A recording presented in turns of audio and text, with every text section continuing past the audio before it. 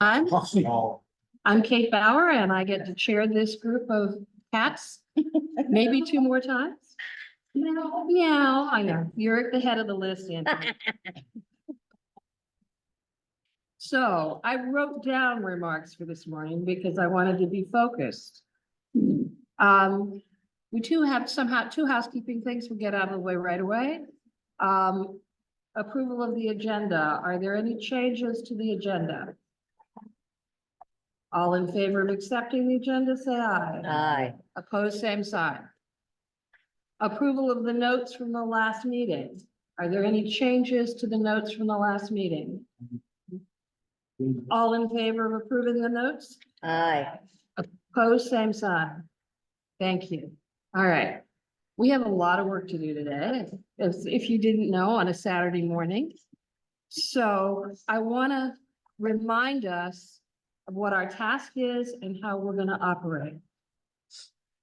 We're going to be looking at development policy areas. We're going to be looking at planned land use, and we're going to be looking at zoning. The recommendations come both from OPZ and from homeowners in the community in requests for changes. Eric and Michael and Jess is not here, so who's Jess today? Thank you. We'll talk about the process we're going to use in a moment. And they will lead the discussion this morning, but I'm going to be a traffic cop. And if we get hung up, if we get bogged down, I get to say no. It's one of the few benefits of saying yes to taking on this job. That's right. Our challenge is the volume and wise use of our time to manage the volume that we have to look at, while still providing sufficient space for everybody to be heard and for their concerns to be expressed. So I will remind you, as I did at the last meeting, that there are some ground rules that we'll operate under. One of them is monitoring your own airtime. Pay attention to what you're saying. The second, and this really applies to my friend Anthony, is not needing to share every thought that crosses your mind during the course of the morning. No, that's tough. I don't know if that's allowed. I'm not done yet. No. And the third is no piling on. Yeah. So if somebody says something and you agree, you don't have to say, I agree with what Kathy said, and take 5 minutes to say it. Okay? So we're going to use it. Yeah. Yes, Billy. Succinct. The beauty of, I do a lot of meetings now with water business, and they're all kind of a hybrid. And they all seem to go really quick because people just sit down and sleep, they aren't at the meeting. We're not talking about the Trump trial. Well, no, well, I just want to comment that the beauty of being here in person is that we get to share more in depth our ideas. I'm not done yet. Okay. Okay. So we're going to use a process similar to what we did in the strategies discussion, which is asking if we have consensus. Can we accept the majority of things that are there in the set? And where consensus doesn't exist, or somebody has a point that they need to raise, we'll pull those out for discussion. So you'll have an opportunity to comment on things you disagree with. I want to take the time to have a good conversation on those issues that we pull out. But again, let's be respectful of the time we have. So say what needs to be said to make the point, as succinctly as possible. And that may mean limiting the amount of time we take to share stories. And some of the stories we've said in the past have been really interesting, but were not necessarily needed to make the point. So if you go too far down the rabbit hole on stories or repeating yourself, again, I will be the bad cop. So for instance, if a zoning request is to move a property from R1 to R5, but OPZ and SAC say, no, we want to see R1, and we have consensus, There's no reason for somebody to say, yeah, R1 really is environmentally correct. That's what we should do. We don't have to say that because we've already said it by saying we agree, we have consensus to stay on R1. So we don't have to talk about the things that are obvious. I'm not going to set a time limit for specific discussion items, but I will impose one again if we get too far into a looping conversation that's not moving us forward. If you can't tell, there's a message here. We'll strive for consensus, note the absence and the rationale for absence of consensus where it is. We're going to start the morning talking about North Beach, Tracy's Landing, Deal, Churchton, and Shadyside. We're going to take those communities as a group. We'll do those first. We're going to do open input from the community if it addresses one of those 5 communities. We'll finish that set, and then we will have a second opportunity for input from the community before we look at the remaining sections. So we hope to get through the first 5 in a couple of hours. That may be overly enthusiastic, but based upon the amount of consensus we have, I think we can do that if we manage our time well. So we'll talk about that process if we have people to speak. And for the moment, I'm going to turn it back to Eric. Sorry to be a broken record. You might hear it again before we're done. Good Matt, question. Was Nicola able to join us virtually? she was going to come in. She's in Delaware. Is Nikki on? And no one, only Joan Jenkins, our zoning analyst, is online. So, and that kind of passes me over to the next thing is just a quick recap where we're at. You know, again, land use zoning, obviously here on a Saturday, it's very important. Thank you all for providing your input. We've had great turnout through the Survey Monkeys, so thank you. I know my constant reminders really kind of helped, I think. So, and Anthony, you're right, I can stop bugging you early on, so there you go. So 2 quick things. One, as Kate mentioned a minute ago, you know, just be aware of what you're saying and how you're saying or whatever, and be aware of the time and what's going on in the conversation. Because if we have to have an, you know, even an additional meeting, we have to get through the zoning. Zoning is very important for the process. And so we are potentially considering a May 9th meeting. If needed, it's a Thursday. But we're going to talk about more of that a little bit later and see how today goes, and then just kind of move on from there. But again, if the conversation is, you know, extensive, likelihood is we're going to need an additional May meeting. I brought this up last time, the conflict of interest form. We all signed it on your procedure document when you first started or before you even started. Just a reminder, if you have, you know, a financial interest in a property or anything to that nature, or if you feel like you can't make an unbiased decision, it's okay to abstain. You can be a part of the conversation, you can say whatever you like, but if you're not comfortable in being part of the consensus discussion or the consensus decision, that's okay. Again, discuss all you want, and just feel free to abstain from any type of consensus reaching. So if you own interest in a property, you have to abstain from the vote. You can participate in the discussion. So the other thing is that Eric's talking about not feeling comfortable. So your best friend owns a property we're talking about. That may be a time you should abstain. That's a great area, but if you own interest in the property, you need to abstain from the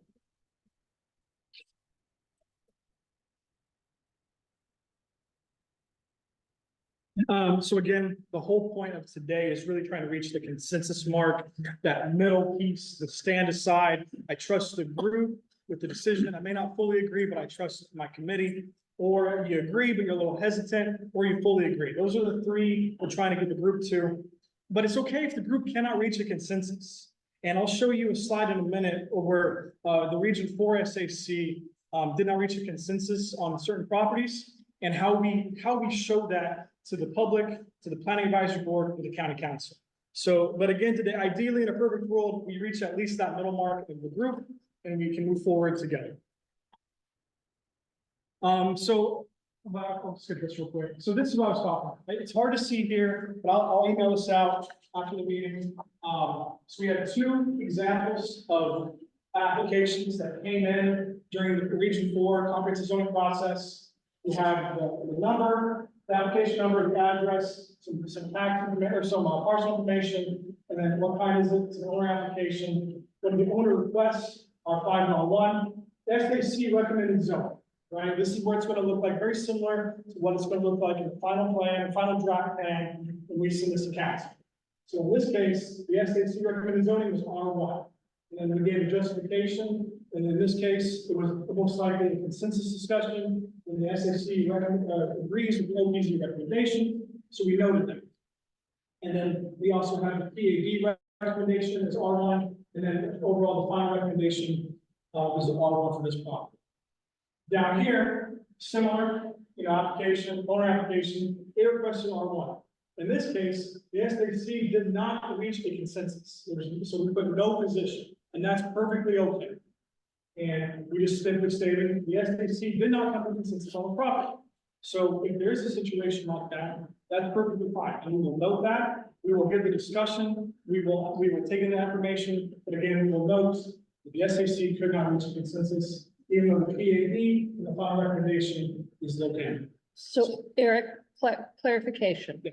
If we don't reach consensus, because we can't read the last column, does that indicate what the differing perspectives were or why we had a difference of opinion?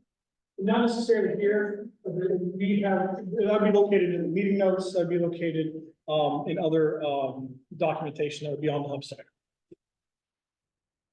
So what happens when we have a perspective that's different than OPZ's? How is that reflected? Yeah, so there may be a time, I didn't show one here, but let's say for the example, this one up here, where the OPZ and final staff recommendation is R1, but the FFC actually agreed with property being R5. That happened before, and so their the SAC justification will be different than the final justification. So this basically, the red squares, that's all you guys. So that information is going to be all you, while the rest will be a combination of the final staff mixing with the PAB. What's PAB? Planning advisory. So to remind you that the process here is that, we got these applications and we've done this analysis of all these, plan land use and development policy areas internally with county staff. So you'll see things there as OPZ recommends, and then you'll have your recommendations. Then this will go up for public review, where there'll be an online mapping tool. People can zoom in, look at properties, click on a property, see what the recommendations are, and add a comment. That'll happen this summer, probably in July timeframe. And after that public comment, we'll synthesize that, potentially make some changes based on the feedback. There may be a need for an additional meeting with you guys. If, say, some additional applications come in, so they'll comment and say, hey, I missed the initial application period, but I would like to have a change too. We may want to bring those back to you guys. After that, in the fall, one means with the county's planning advisory board. When they are an appointed board, they represent countywide, they're established by the county charter, and their role is to review and provide recommendations on master plans as well as the capital budget for the county. So they will have formal public hearings. So there'll be another opportunity for the public to comment, and then they make their own recommendations. And then that gets forwarded to the county council. So as Eric said, there'll be a set list of 3 recommendations in each of these potential changes that go from what does OPZ think, what does the stakeholder advisory committee think, what does the planning advisory board think, and then the council makes final change. So we're all advisory until this to council. They want to be authority to change the maps. Just one little point for everybody. Melody Davis, I think I got her name right, Mayo, who is an architect and very involved in his on everything. So we have someone who speaks similar language on the budget. Yeah, I have one request. The blower in here is really loud. So if you're speaking, speak with your outside voice. I could barely hear you, VK, and that's unusual. Yeah. Speak that. So back to the presentation, this kind of just summarizes what Mike said a minute ago, the types of changes, the types of recommendations. This is the same slide we showed last time. So just one just quick like education point. When you see a weird number, the weird application number, this is what it looks like, right? We wanted to kind of just break it down for you pretty briefly. The CZ, stands for comprehensive zoning. R9, Region 9, and then the community code was NBC for North Beach, you had TLD, Faces Landing, I think GSV for Gales, et cetera. And then the change now. So this is where, you know, with this section, if you're really interested, 1 through 99 is going to be donor applications, which is what you guys are going to review through the Survey Monkey. Staff recommendations are the 100 level. You'll see a couple of those today. And then companion changes, we're going to discuss, might do a little bit of discussion about what companion change is. But then again, SAC recommended would be the 300 level. So if we discuss today a certain area that you guys think this area should be considered a certain way, that could be the recommendation you guys move forward with, et cetera, et cetera. So this is just kind of helping to understand what these numbers mean, what these letters mean. And to know that that's where they originate. So you will have a recommendation in your applications. We don't renumber it with everybody. It's the same number that your comments gave added to it. But if as we review today, you say, you know what, there's an area over here that I think should change, and we all agree on that, then it gets that's where we get this SAC number. So what's the bottom? Consistency changes? Consistency. Yeah, they should put it there, but that's where, the consistency is where we're aligning with the French 2040 plan that is now. We'll talk about those in a minute. So it's already been adopted by council, it's changed, so we're aligning things to match them. Carla? I found it a little confusing, and you're showing it right here, where the number is only 3 digits. I know it's all 0 in the 4th spot, but At the 0. it should be You're right. consistent. You're right. Thank you. Okay, so the good news about all this today is, again, we had high, right, We pause for a second. We're going to come at the beginning, right? that's coming up next. Yeah. Okay. Yeah. Just making sure. Yeah. Good news about today, with all you guys' responses, we analyzed it, we passed out all the responses to you guys, so you guys can see everything. There were only 3 zoning applications that did not have a group consensus. So, and those are 3, and we'll, again, when we get to each community, we'll talk about each one, but, it's really interesting and cool to see that you guys were able to kind of, come to a consensus on as a group prior to the discussion. Now, we will be discussing the whole community as a whole, so this will be part, but again, only 3 applications did not reach a consensus initially. So I will just thank you all again for participating and providing your input ahead of the meeting. And with that, we will open up the public comment period. Kate, did you want to put a time limit again? I do, and I want to just tee it up a little bit.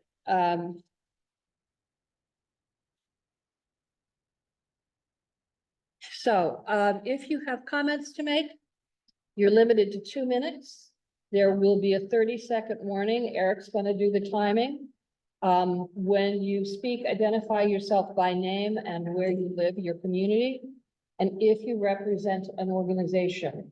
We would ask that this be open. Well, we only have one person, so. Tony Coopersmith. You're up. Yeah, please. And Eric's gonna do the timing. So whenever you start speaking, I'll start the time. Good morning, everybody. My name is Tony Coopersmith. I'm a land use attorney based in Annapolis. My address is 706 Giddings Avenue, Annapolis, Maryland, 21401. And I'm here on behalf of a property owner in Mayo.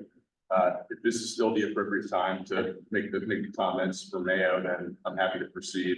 If you guys want to wait until later, that's fine. Well, since you're the only one, let's just do it.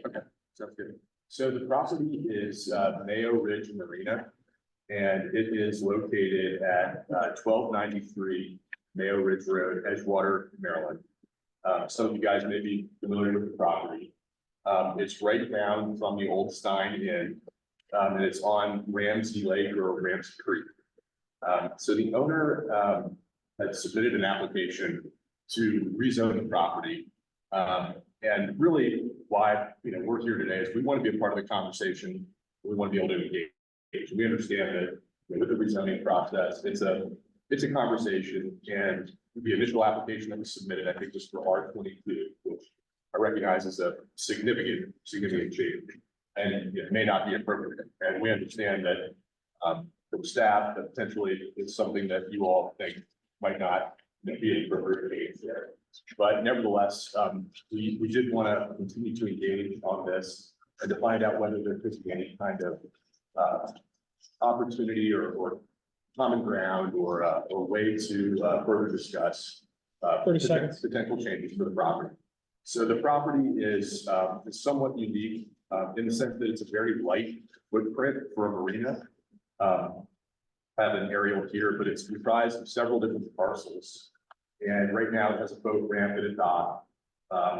The central part of it is zoned MA2. And then on the sides, it's zoned R2. And I've seen that in some of the marinas in the county, they've been asking for a split zoning where they could have commercial uses as well as traditional marina uses. So You need to wrap it up. That was your. okay, thanks. So my final comment is glad to be here. Hope there's an opportunity for dialogue and look forward to continuing to discuss this. Thank you. Can we have a copy of the solution or just use? Yes. Give me It's a six. second. Yeah, thank you. It's number 6. Yeah, Mayo 6. Thank you. Thanks, Tony. We do have one individual online. If you would wish to speak, please raise your hand by using the raise hand function, and I can allow you to speak online.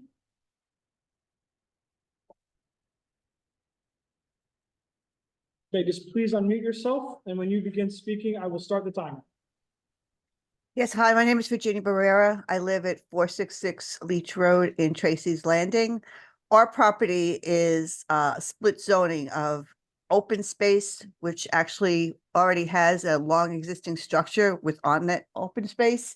And as a result of the fact that it is divided in, I think 60% of my property is open space, which I said already has structures in the open space, and 40% does not. It really restricts everything we can do with this property because I cannot, do anything based on 40% of an acre.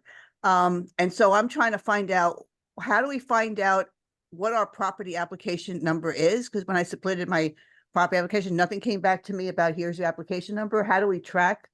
Are we able to track what you guys are doing with the applications during the process? So, well, we were just supposed to sit here and wait until next fall and figure out what and anything we can do with property. Because I like to be able to plan.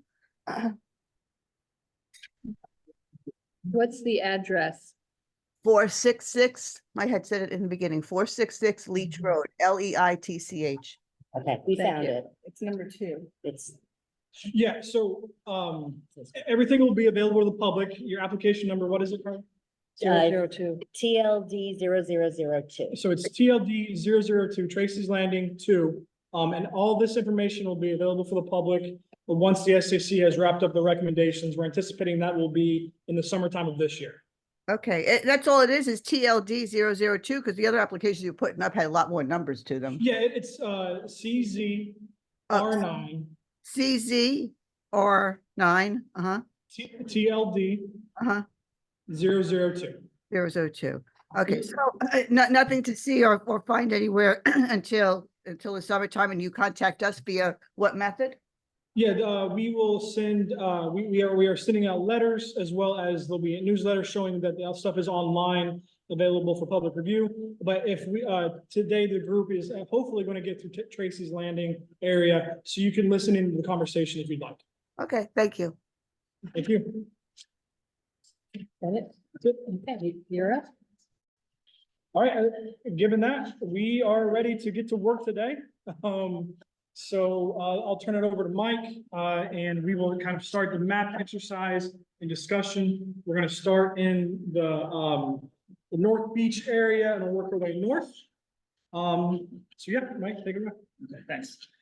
And we're gonna see if we can get these blowers turned off to make it easier to hear in here.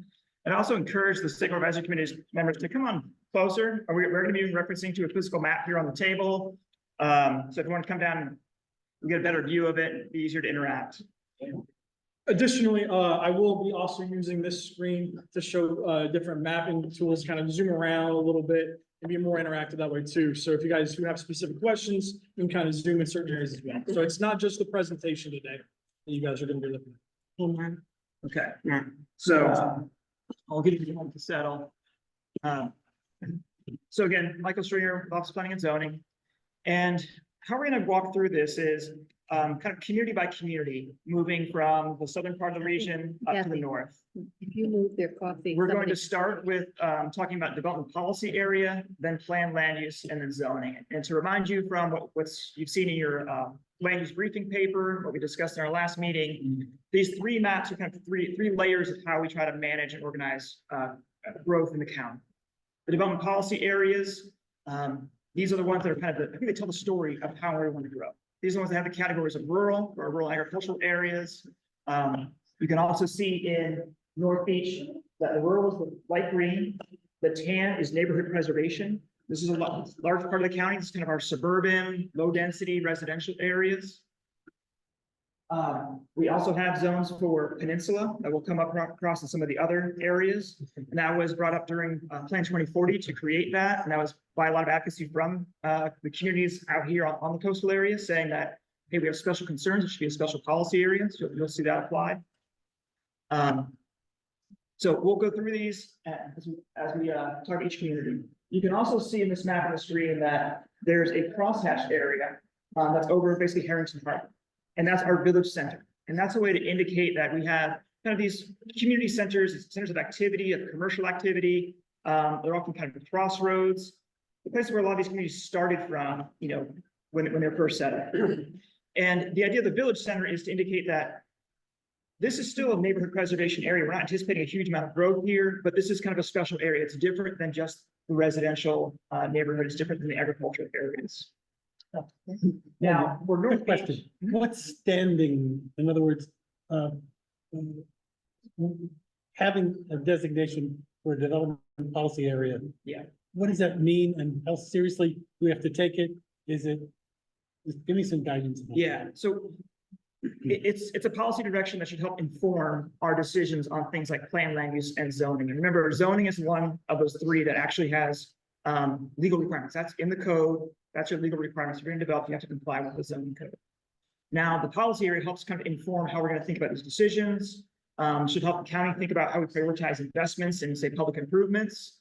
That if we want these to be kind of these, we want to focus growth in these areas, there should be investments in things like sidewalks and other improvements, park spaces, community centers that we've talked about, focused in those areas to create those kind of compact, more walkable, accessible spaces that we've talked about. So their guidance. Their guidance, and there are some implications that can happen through the county code. So for example, the forest conservation ordinance will reference different thresholds for forest conservation in targeted areas versus say rural areas. That's where it gets tied in. It also gets tied in some bills that have been proposed for council. Last fall, there was debate about a redevelopment bill. And that would have used these policy areas as a guide to say, hey, in the critical economic, critical corridor areas, these areas that are, we call, as a group, we call them targeted. And actually, they're on the, over here. That in those, they were thinking about offering more flexibility in the commercial zones within the town center, critical economic, and critical corridor, critical corridor areas. So council can pass legislation that might affect zoning based on this. That's kind of where it can be, something that informs, and over time, it might have more implications, but as of now, the only tie-in to code requirement is that forest conservation. Thank you. I just have one question about Galesville. I apologize, but just, it's always a village center and not a peninsula in what I've read, right? Okay, we can talk about that when we get to Galesville. Yep, Okay. absolutely. Okay, so you can see there's just the three indicators on North Beach for the rural policy area to the left, where it's more rural agricultural, neighborhood preservation, of course, more residential on the right, and then the village center overlay approximately around the Harrington Harbor area. We don't have any current changes that we're proposing to this. But to add on to that, though, we were kind of discussing internally, and we want to bring this to the group. So you see how this MB right here extends a little farther into the rural? It leaves the neighborhood preservation. We were thinking, just what I wanted to conversate with you, about extending the neighborhood preservation to line up perfectly with MB. So that's one conversation we wanted to bring forward to you guys today as well. What does that mean? Can you run that by one more time? Make everything square? Yes. Straight lines? So you see how the MB right here And then that's a maritime, Yeah. so it's kind of associated with the Harrington Harbor property, so we're trying to align the parcel numbers on a lot of these maps if we can, because it makes it more rational when it gets on the ground. So there's a parcel line there. So where's the road? Yes, the road. Yeah, where's 261? Okay.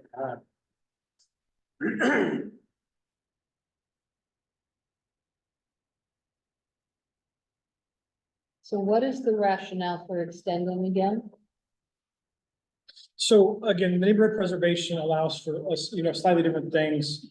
And the rural policy area is designed more for, protection, agricultural, and it's stuff to that nature, right? Like I don't have the definitions in front of me, and I apologize. Yeah, aren't they there? Oh, yeah, perfect. Yeah, thank you. So if you want to read the rural and agricultural. Rural agricultural development is limited to protect the rural and agricultural heritage and economy, and limit the cost extension of public facilities and services. Rural neighborhood preservation. Residential communities and natural areas that are not targeted for growth, but may have specific areas for revitalization. Development is limited to infill and redevelopment that must be compatible with the existing neighborhood character. So to align with that, because the Plan 2040 identified this area having a planned land use of maritime in this specific area, we were thinking about adjusting it to match the neighborhood preservation area to where it's still no increase in development, but still consistent with the surrounding area. It's already part of somebody's marine. No, we're not touching the land use. So so the land use is different than the development policy, right? And this is just a general guide. Think about the most broad to kind of broad, to more specific thing. DPA, land use, zoning, right? So this is just the idea of how to, what will the future broadly look like here? And this gets a little more specific. Because this was vetted and discussed during Plan 2040, we want to kind of go back and say, okay, well, since Plan 2040 and that council agreed that this should be the maritime land use, we think neighborhood preservation aligns more clearly with this area of maritime Why? than rural. Why do you think that? Because of the definition talking about how, how the development is limited to infill and redevelopment, it must be compatible with the existing neighborhood.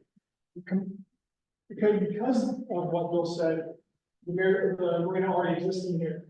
Extending this allows this to still be consistent with the area, while the rule is more designed to be, just to protect the rural and agricultural heritage of the area. I think you're trying to make a clerical, house cleaning more than it makes sense to actually do something like this. And that's fair to say. And I think, we have someone who's intimately familiar with this property and might have a comment about what that area is used for. Yeah, I mean, I can speak to that. Kinda. So if you look at the area to the left of 261, which is kind of, I'm looking at the planned use map. That area right there is currently zoned MB, maritime business, and it is currently used as a large parking area for parking for the marina. Right. And then as that finger goes out further to the left, that area is like a maintenance area. That's where there are there's the buildings and support things for the marina. And so historically, that's been utilized as a part of the marina. It's not the slips and so forth, but it's the part that needs to be there in order to support those other things. So that's kind of what it's been, and that's what it is. And so change it just for the, So changing it to the neighborhood preservation would not prevent the marina from using it as it is, but lock it in without allowing for further modification of usage later on. Yeah, from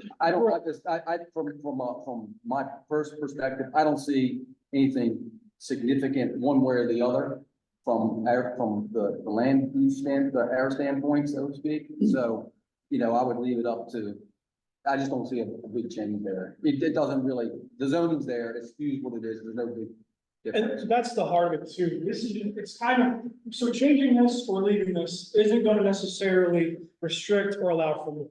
It's just kind of cleaning it up to match what the land use is. And that's Literally clerical. Existing usage is, correct. right? Neighborhood preservation? Yeah, so, yeah, this is the, Oh, yeah, just a neighborhood preservation. so the blue area that you're thinking about extending, that's, what's the plan, land use for that? The plan that uses maritime. So this is- Okay. And and it's already being used for that, Correct. right? Which is why we thought extending the neighborhood preservation makes sense. But again, we didn't feel super strongly about this. This is something we wanted to bring up to you guys to discuss today. Extending, just one was, extending neighborhood preservation makes sense. So where is neighborhood preservation that you, So essentially kind of right. oh, I see. So it would be just this little area. So you're suggesting that the map on the left be changed to reflect what's on the map on the right. Correct. Essentially, it's adding this right. Got it. What does neighborhood preservation get you? It's just the overall guidance and over the broad terminology. It doesn't necessarily, again, restrict anything you can do or allow for more. It just gives that general understanding of here's what this idea is for the future. I mean, does the neighborhood have any kind of, HMO guidelines or anything that would hinder the marina down the road? No, because the land use and the zoning is more, that's the more restrictive stuff, right? That's where you get into what you can and can't do. The development policy area is again, just the general kind of guide frame of here's the general over idea for what neighborhood preservation is entitled. That was the definition. And we're, What is across the border into, like Virginia? That's It's Calvert County. Virginia. It might as well be Virginia. What is across the border, or It's all marsh, woods. yeah, it's Yeah. undeveloped, undeveloped? undevelopable. It's a variety in there. There's some light housing, Pardon me? there's some, a little We bit of have, housing. there is a dredge disposal area in that area, not in the blue zone up there, but in in Culver County, south there. That obviously is support for the marina. But for the most part, that is really, a passive recreational type of use. Yeah, in the Culver County side. Cool. So if we, Culver, At Southern Maryland. Carla? if we were to change the left-hand map to match the zoning on the right-hand Well, map, it's not zoned. sorry, the Plan. planned land use, I couldn't see. No. The planned land use on the right, it would not change the way Harrington Harbor can use that park. Correct. It would change, it would not It would change the just- zoning. It would just change the map. Okay, we just changed the color. So this is a clerical issue. Essentially. Okay, Yes. I'm good with it. Just a quick question, what's the red? Is that the restaurant? So That's the store. That's the commercial area. you're talking about kind of Shops. Oh, shops, right, okay. So Carla said we can move on with the extension of the neighborhood preservation. Is that kind of what we're hearing? Is that okay with everybody? Move forward? Yeah. Blame me. Perfect. Okay, so that'll be one change to this, development policy area. Correct. So you guys got your first one down. Yay. Okay. So moving from development policy area to planned land use, and planned land use are the general categories of land from our guys' couple diagram here. Right, we have our residential that has a couple different flavors for low density, medium density, high density. We lump all the commercials together, industrial, maritime, and these get associated with the different zones. There's an important connection here, where again, the zoning is the code, that's your legal requirements. And we as a county, when we adopt a plan, the zoning has to be consistent with the planned land use. So there's kind of a back and forth that happens with these, that we're gonna approve a zoning change, may need to go back and say, okay, we need to make sure that we change the planned land use to be consistent with that. So these three columns are what's on the map. Development policy area is the left side of the map. Land use is the middle section, and zoning is the Correct. location. And zoning's on the table. Got it, thank you. I think one thing we're missing here, maybe I'm missing it, is the lay of the land map. I mean, whether it's a forested wetland, whether it's marsh, whether it's steep slopes, whether it's gravel, whatever. Because that does have a bearing on land use and planned land use, particularly if there is sewer or not sewer. Yep, we'll get into those as we talk about specific areas. Yep. And Eric, you've got a viewer set up that we can click on different layers, so we can pivot to that when we need to. And we'll get to that in just a minute, because we've got some properties that do have some significant natural resources on them, and we want to talk about that. And that's going to lead right into one of those zoning applications that we didn't reach consensus on. So let me generally describe planned land use, then we can get into details on it. So planned land use for this area is, we have rural agricultural on the left, again, kind of aligned with that landscape. This darker green is conservation. So those are properties that have been, that specifically have a restriction on them, say like it was a subdivision and they had to map out the floodplains, and the floodplain was dedicated as a parcel. So that gets shown as conservation. We can also have had a conservation easement on it, where the owner voluntarily entered into an agreement that's perpetual, that allows no more development of property. We'll put that into conservation.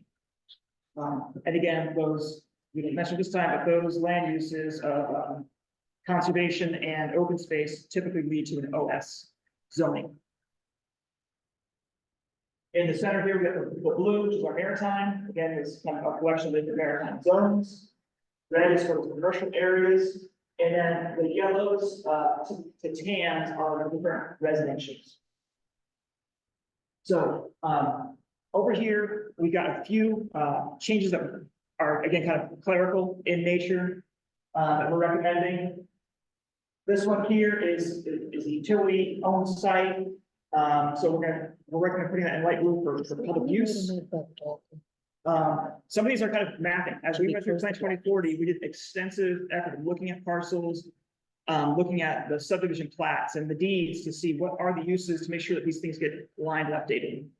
There's been a bit of an evolution in mapping, right? We've got this kind of technology. We can bring maps up and you can zoom in to see a map. Now you couldn't do that before. Before you used to have maps that were, not much larger than this, and you drew them in markers, and that's where these lines got drawn. So there's a lot of work going on just to align these things, because when a property does come in for a development permit, we want to know specifically where the lines are. So there's going to be a lot of these kind of little changes that we'll mention to you that are just pretty clerical. Another one, for example. It's broken, knock it off. Watch out. She's traffic cop today. Never mind. Yeah, she is on Up here in 2001, that's kind of a split between the maritime and the residential, low medium density residential. Just trying to get the property line right, so that way what's part of the marina is maritime, what's part of residential property is residential there. And you have another over here, where, again, I think it was just a little mapping issue with Plan 2040 was done. There's a couple properties that are, the lot lines are all the same. They're legally platted lots. They're low, medium density residential in one place, low density residential in another, making them 70 inch. So these are the kind of the staff recommended ones, 1,000 numbers are aligning this. Now we've got two big properties here. This one aligns with that application for zoning change. The NDC number 3. That started with a consistency change. In Plan 2040, as that teal color shows, we looked up and saw, oh, there's a big conservation easement on the property. We should just call that conservation land use, which would then lead to an open space designation. Same thing with the properties to the south. There's conservation easements on the deed. So knowing that those are big changes and that we're doing a lot of these kind of open space realignments that we talked about in the last meeting, in the fall, October, we sent out letters to property owners where if we were going to make a change to put you into OS, we sent out letters. We also sent out letters to homeowners associations that if they had a parcel that was set aside as a recreation or open space parcel, to ask them to say, hey, do you want this to become OS? And so that led to discussions, back and communications back with the property owners for both of these, and one was led to the application. So, if you're okay with it, now I'll turn it over to you, because those are properties that. Yeah. And so I think, of one of the application with the, to the big, I can't, the big, that, area there though, I think it was 03 or something. And maybe that's 04 below, I can't see, but those two big areas are, currently split zone between R2 and OS. And there was a letter that came out from the county, as Michael was saying, that to suggesting to change it all to OS. And our request was intended to be to retain the current zoning of OS and R2 on those properties, no change. No change, just leave it the way it is. And I think our application got to thinking that we wanted to change all that OS to R2. But that's not our request. Our request is to remain as is. No change. Just, So why submit a request? Because the county sent a letter. Oh, yeah, and then I think Got it was Yes, yes. a, Yep, thank you. yeah, it was a reaction, but it was unintended consequences with regard to the, Yeah, with regard to the applicants. It was just a matter of, we wanted to retain what was there. yeah, because it's for the county's intent, again, this idea of consistency, that in Right. Plan 2040, Right. we said, let's change that whole property to conservation. Right. Which then based on our consistency, conservation leads to OS for the entire property. And this gets to a couple things for planning and zoning's perspective.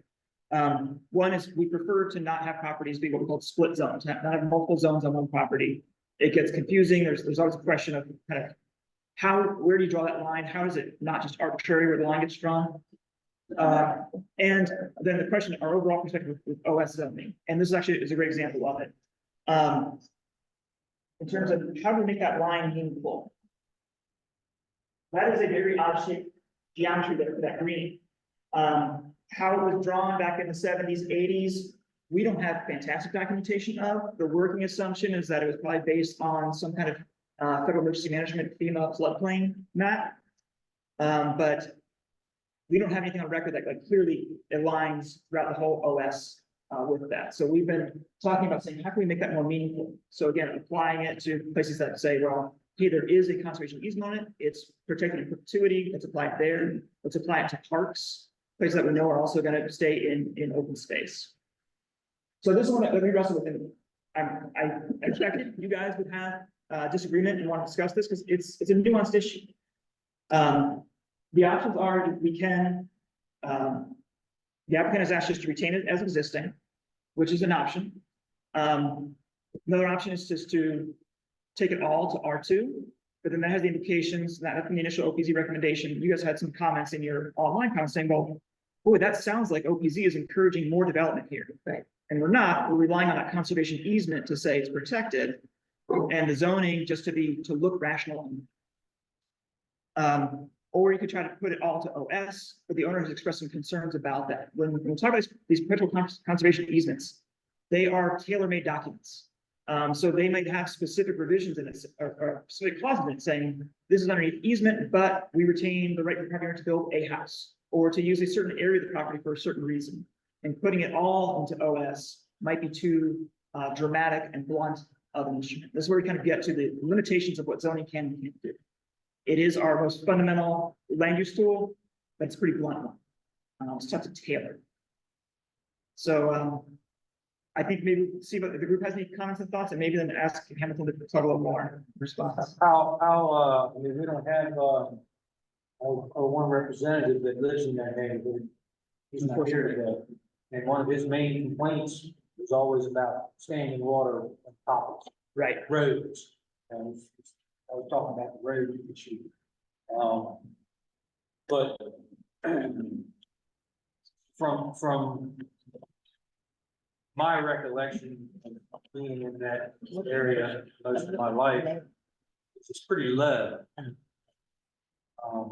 The parts of North Beach Park, Rose Haven, that had houses on them. Most of the houses there took the best land there. I know. I guess the whole peninsula was probably platted in the twenties. So, I mean, here again, knowing what the lay of the land is and not knowing, just looking at some green there, and you said that may be from a floodplain map at some point down previous 50 years ago. My concern would be, we have sewer in the vicinity. And you say you rely on other, conservation layers to keep things from being built upon. But just looking at the one piece that was carved out of there and looking at it on the Google Earth, they built houses right up to the edge of the marsh. And 20 years from now, you know, are they gonna build houses some other edge of the marsh down there or something? And 261 is also a road that, is a road with no shoulders, and so keeping things sort of the way they are is fine.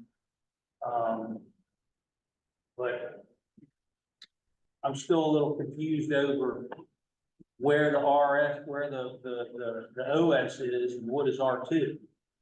Could you bring up those on? Yeah, one second. So you mentioned sewer, I just to show this whole, where you see the light blue kind of outline and colored, that whole area is the no public service sewer designation.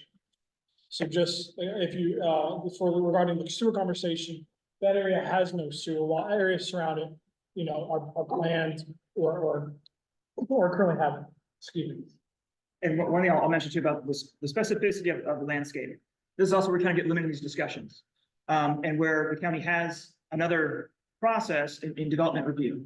So if anyone was ever to come in to the county and try to develop portions of property, they would need to have field delineation by experts to delineate wetlands, floodplains. And we have our development regulations that are in Article 17 of the code, zoning is Article 18, that have their provisions of saying, you can't develop in a wetland, a non-tidal wetland, and there's a 25-foot buffer. For streams, there's a 100-foot buffer.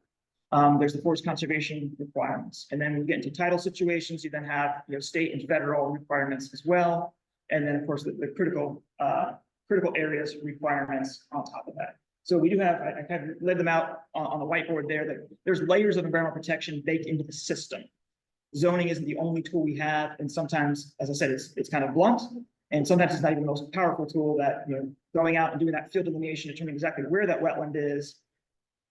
Even if we had, you know, we do have state and federal maps of wetlands. We know they're not accurate based on, you know, field work that happens. So it's not really knowable for us at this point where exactly the boundary of a wetland is. Well, you sort of cross the line into Calvert County there, and your old chart there is showing marsh. And I'm sure the marsh doesn't end in a straight line, right?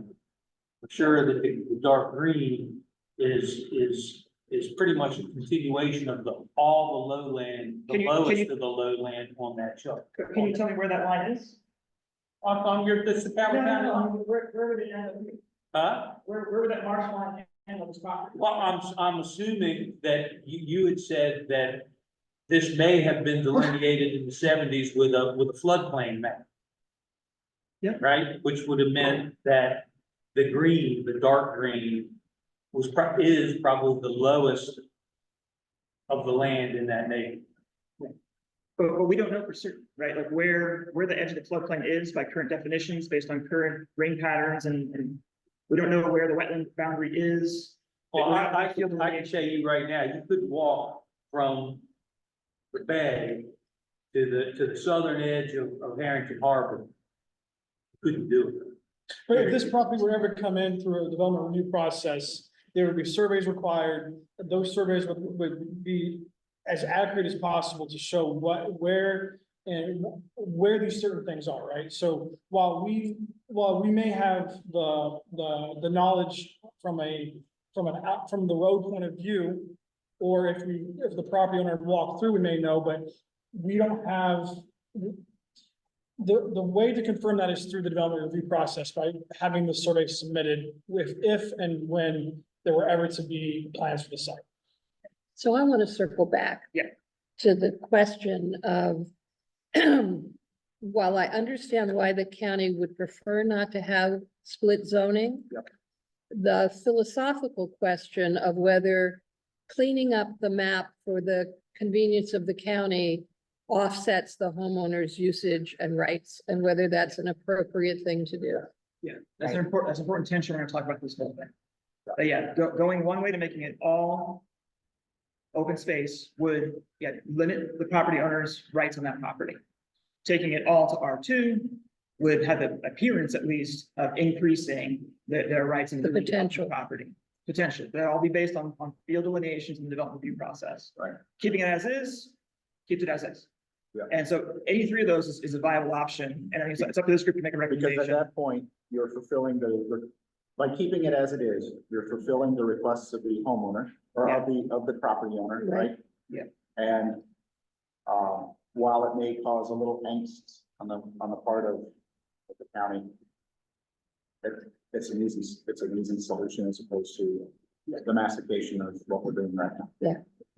Is there any advantage to the property owner by being R2 or OS, meaning significantly lower tax rates, or any reason why they would want to do that and limit potential future uses of the property?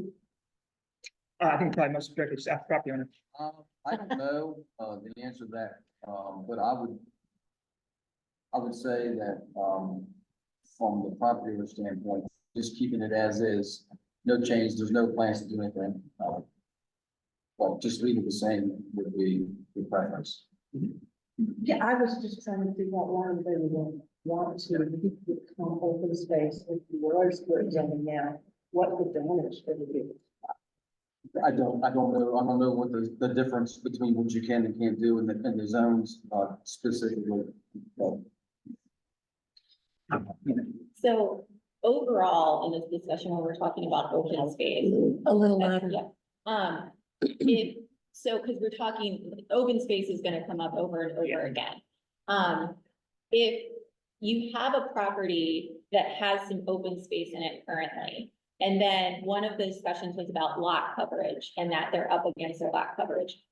When the county is assessing that, does the open space not, like, is that basically kind of like chopped off your lot? Like, yes, you have an acre, but a quarter of it is open space, so now we're down to this piece?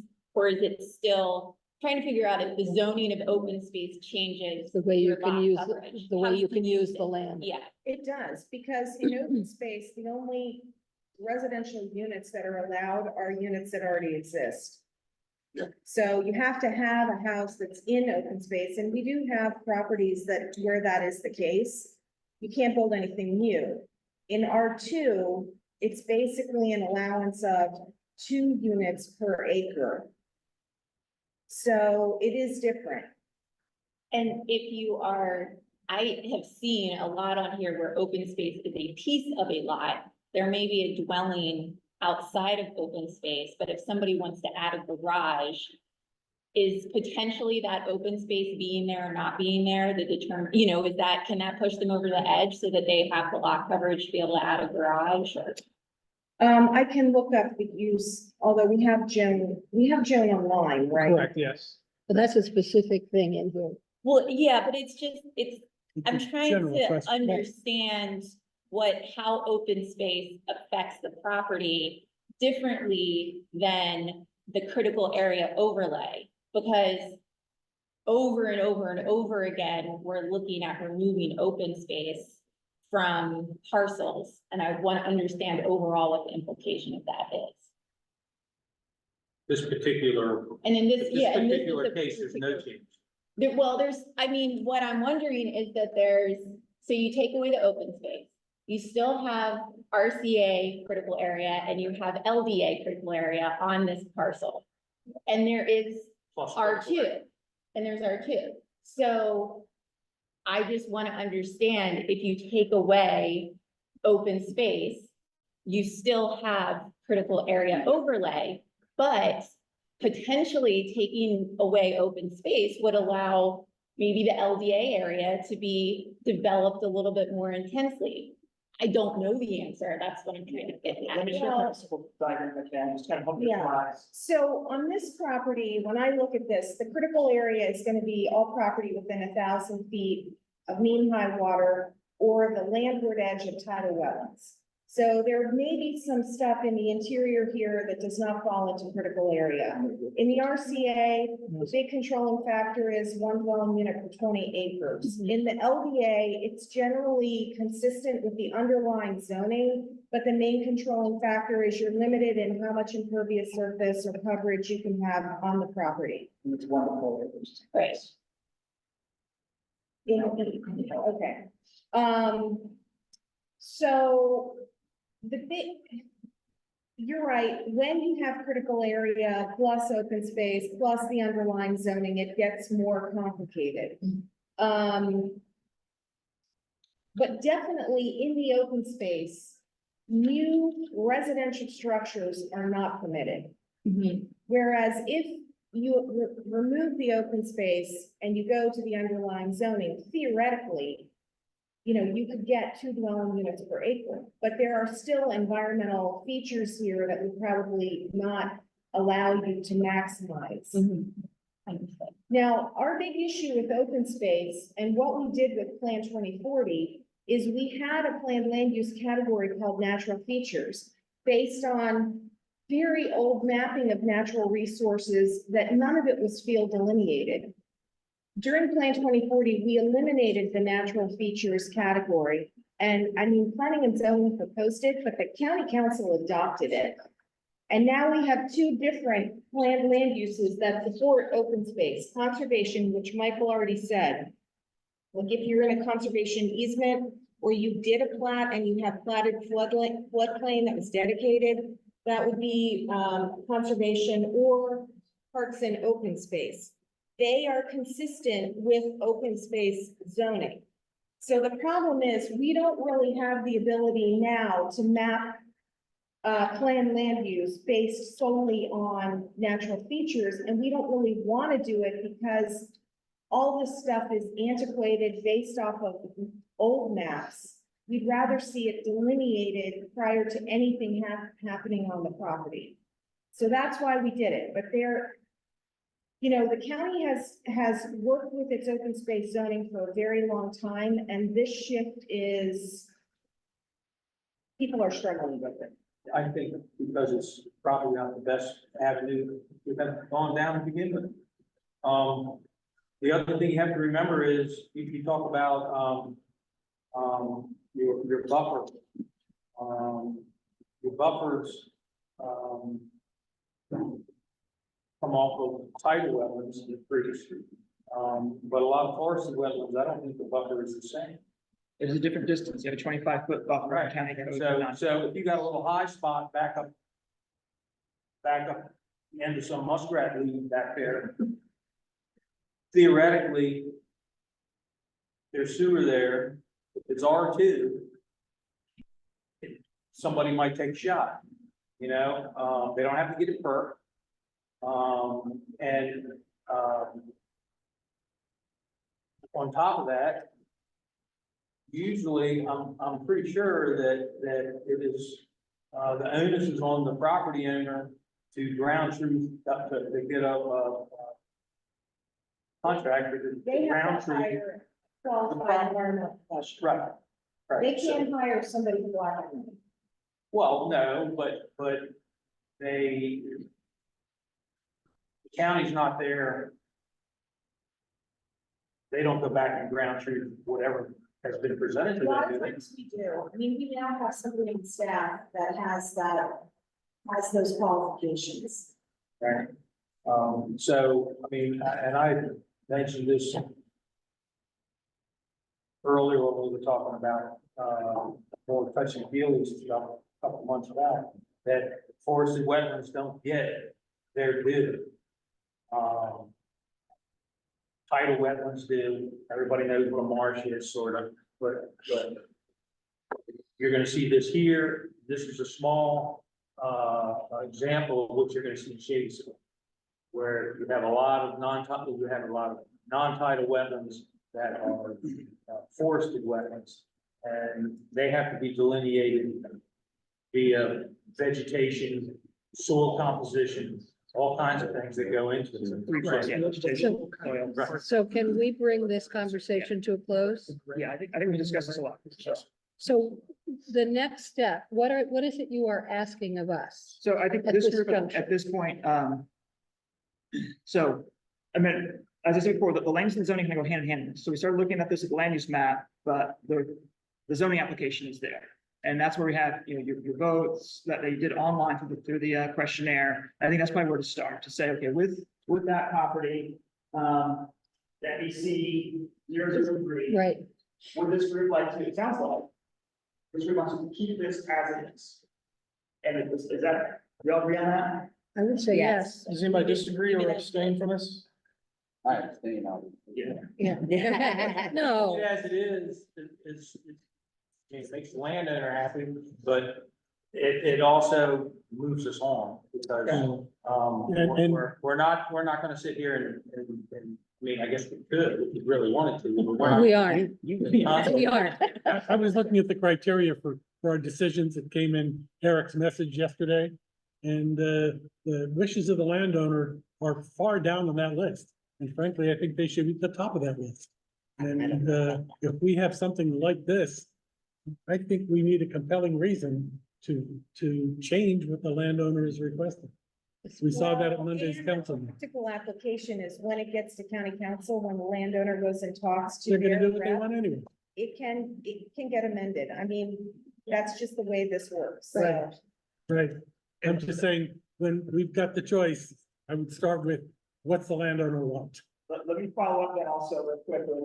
There's a parcel just adjacent, just to the south. It's got a weird geometry. It's got this big triangle and a couple little pieces down here. This was not a formal application, but again, it's the same property owner. We sent them a letter that precipitated conversation. And I think here they would also like to keep the zoning as it is. That correct? Sure. So again, the same debate from planning and zoning of, do you take this all to be OS, which kind of remained at that point, property owner said, there is conservation easement on this, but it has a set aside that there's some potential in the corner where it is R2. So to preserve that, maybe keep it as is. So from what we're hearing, it kind of sounds like this whole general area, this portion of North Beach, the group has reached a consensus just to kind of keep everything as adopted today. Well, let's not go too far. Yeah. These two big parcels. Yeah, Get your white flag. correct. Keep them as they are. You have, This consistency, like they were saying, when you got a little bit of OS in the backyard. Yeah, Right, This is where planning and zoning would like to clean this up and just say, this is all R5, just make that R. and Yes. that makes sense to well, me. it Yeah, makes sense, I but then you understand. got these property owners that are complaining that their backyard's underwater every time they get a spring rain. Again, the development review process, whether it's OS zoning or not, whether we draw that line there doesn't change whether there's a wetland or a floodplain there. That's gonna get field delineated. So if they're gonna try and develop that parcel, they'll go through the process. We'll have the field delineation, we'll do a stormwater management plan. Now, how many of those, I don't see it, how many of those lots? Oh, We're across looking at on the west side of 261 there. Are, I don't see. Are all those lots on the, they're on the east side of 261? They are? Get some transparency. Okay. I'm just gonna make a suggestion that when are these called consistency changes? That we default to the Office of Planning and Zoning. Yes. And say, yes, that makes sense. You've done the work. Let's support the professionals on this unless we see something to object to. I don't really think they've done their work here. They haven't gone down there and got the feet wet. Well, but And that's the point, Yeah, and then there's. is that at a later time, if they want to come in for a permit to go into that area, that the line has not been established, so that the line can be established at the appropriate time. The flip side is that what about this parcel here or to the south here? Do you think there's actually no wetland there? There's natural feature there? There There probably is. So it's hard to tell on this map, if you had a topo map That's the point, is that this is a little arbitrary. That's right. That is the point, and that's why we don't necessarily want the zoning line. I mean, we, as the academics, we definitely don't want an arbitrary zoning line. And moving that green line so that it aligns with the property line doesn't change the reality at all for the homeowner. The homeowner's gonna have a wet backyard or not, Yeah. depending upon where we Well, put that maybe line. 20 years from now, they're gonna say, I wanna blow my house out to fill the whole yard up, and They'll still have it's been to, this way. I've been out of the open space for, I got this 20-year-old map here that shows that there's no open space on my property. there's But the still open- a process. But as Kate was saying, there's still a process, so if there is, Okay, the all right. wetland, yeah. All right. They still have critical areas, still develop regulations. Just because we change the zoning line, it doesn't mean we're changing any type of buffer or any environmental protection. It's just the zoning. So environmental protections are not being touched at all through this zoning process. So, go ahead, BK, then I want to come back. Just one question. Somebody decided this was a good place to do a development, right? The little square houses and the little square lots. Yeah. Well, that was done in the 20s. Yeah. They didn't think about anything but maximizing. There are a lot of examples of platted, communities that were platted, roads that were never built. I mean, they're paper roads. There are probably lots that will never, they're all.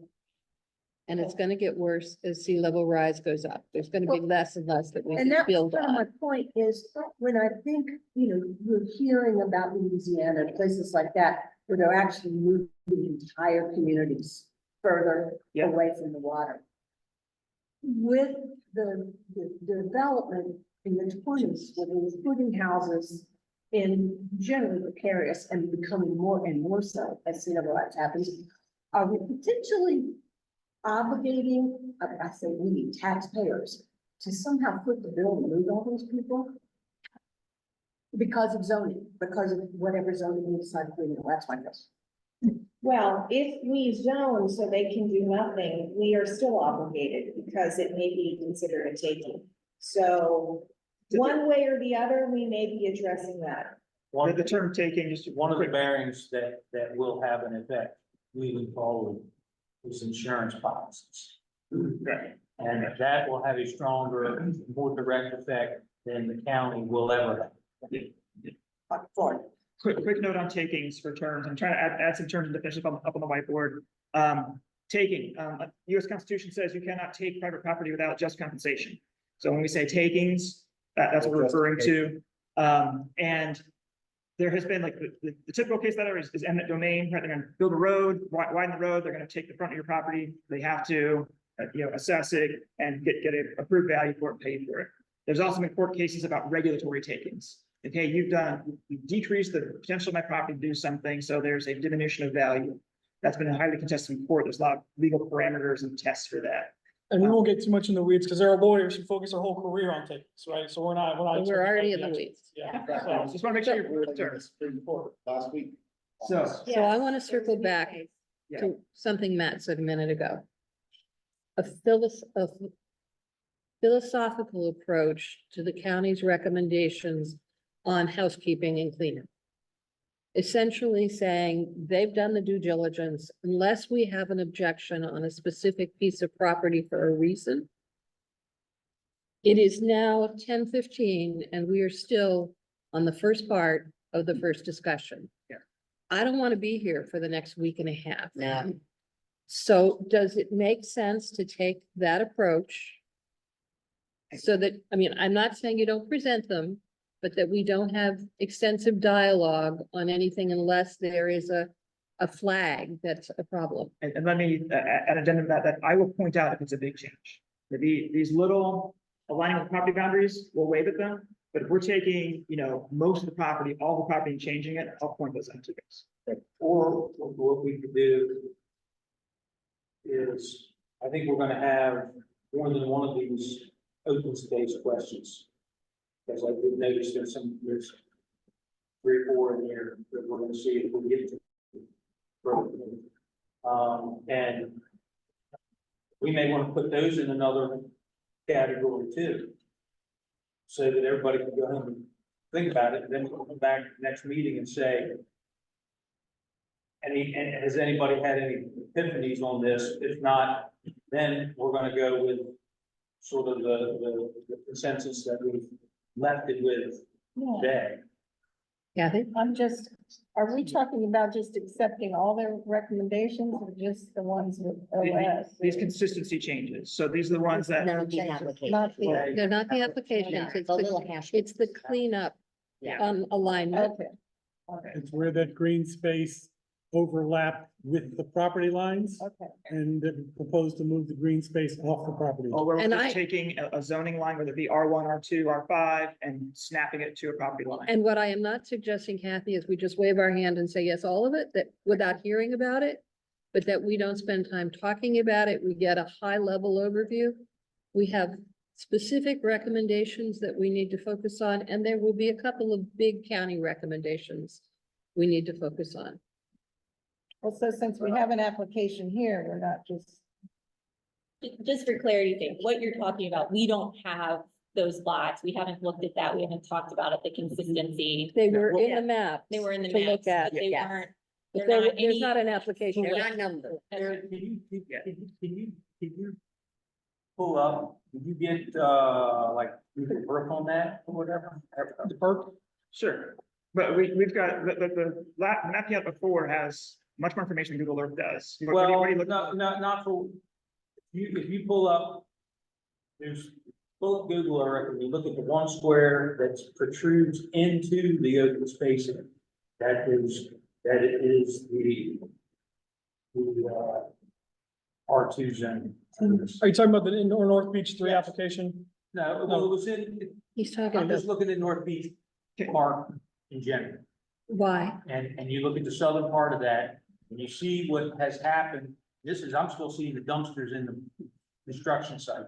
You see how close you could actually build into an area that is adjacent to the wetlands. Yeah. So That's, I have a that's question, Bill. So another discussion. what's that helping us? Well, Where's the head move? the thing is that I don't think because you've just mapped it out in a little green area, you don't actually see the importance and the consistency of how much wetlands we're talking about and wooded wetlands we're talking about in that whole area. I think we all agree that these squiggles of OS on the map do not accurately reflect floodplains and wetlands in the county. And that actually is why the county's not comfortable maintaining the geometry. Well, and I am uncomfortable with What is it you at some want? point removing OS because you think other overlays are gonna take care of it anyway. I don't think so. So at this point, we're not suggesting removing OS on any of the discussion we're having right now. Right, we're gonna leave this one status quo. We move on. Yes. That would be Let's good. move on.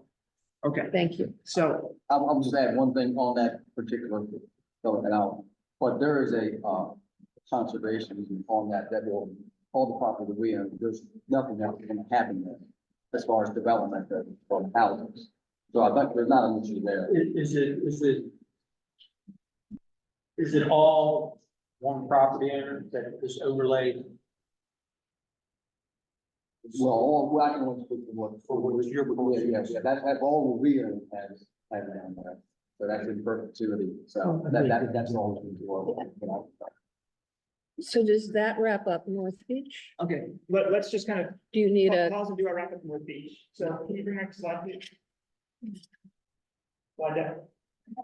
Okay, so remember, we had our 3 applications. 1 and 2, we had pretty much universal consensus on online voting. Number 3, we're saying that we want to maintain it as is. correct, Split Yes. zoning. Yes. Switch retain zoning. Split zone. Yeah, so we're all in agreement on that. yes. Yeah. Yes. Okay, now can we go to the land use, the zoning slide, that just showed the zoning map? Okay, so then this is the zoning map of the area that includes those areas. And we're agreeing this zoning in this area is okay. Talking applications, Do And you let me have double any, check, do make you sure have that- any alignments you need to talk, The only housekeeping you alignments- need to talk about? Yeah, the only things we got were going along these, the backsides of its parcels with the OS zoning. Refer to our map here real quick.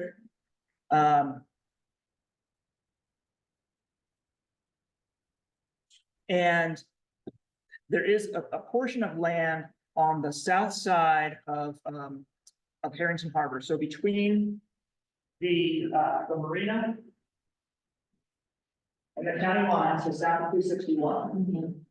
Yeah, so when, This one is currently, this whole area is currently OS. There's some wetland in there, there's some high ground. In there. In the land use map, the Trans 2040, we applied, rural land use spec. That would lead to a RA or RLE zone. Why? So, Is that outside of application one? Yes, It is that was outside of separate. application. That's separate. That was separate. yes, Okay. so it's the south side of 261. And, we've been in conversation with the owner about how best to treat this. Again, the field conditions are what they are, but they don't want to come in here and do anything, they talk about, put a trailhead to, have some access to, talk about this being some open space on the side of the county line.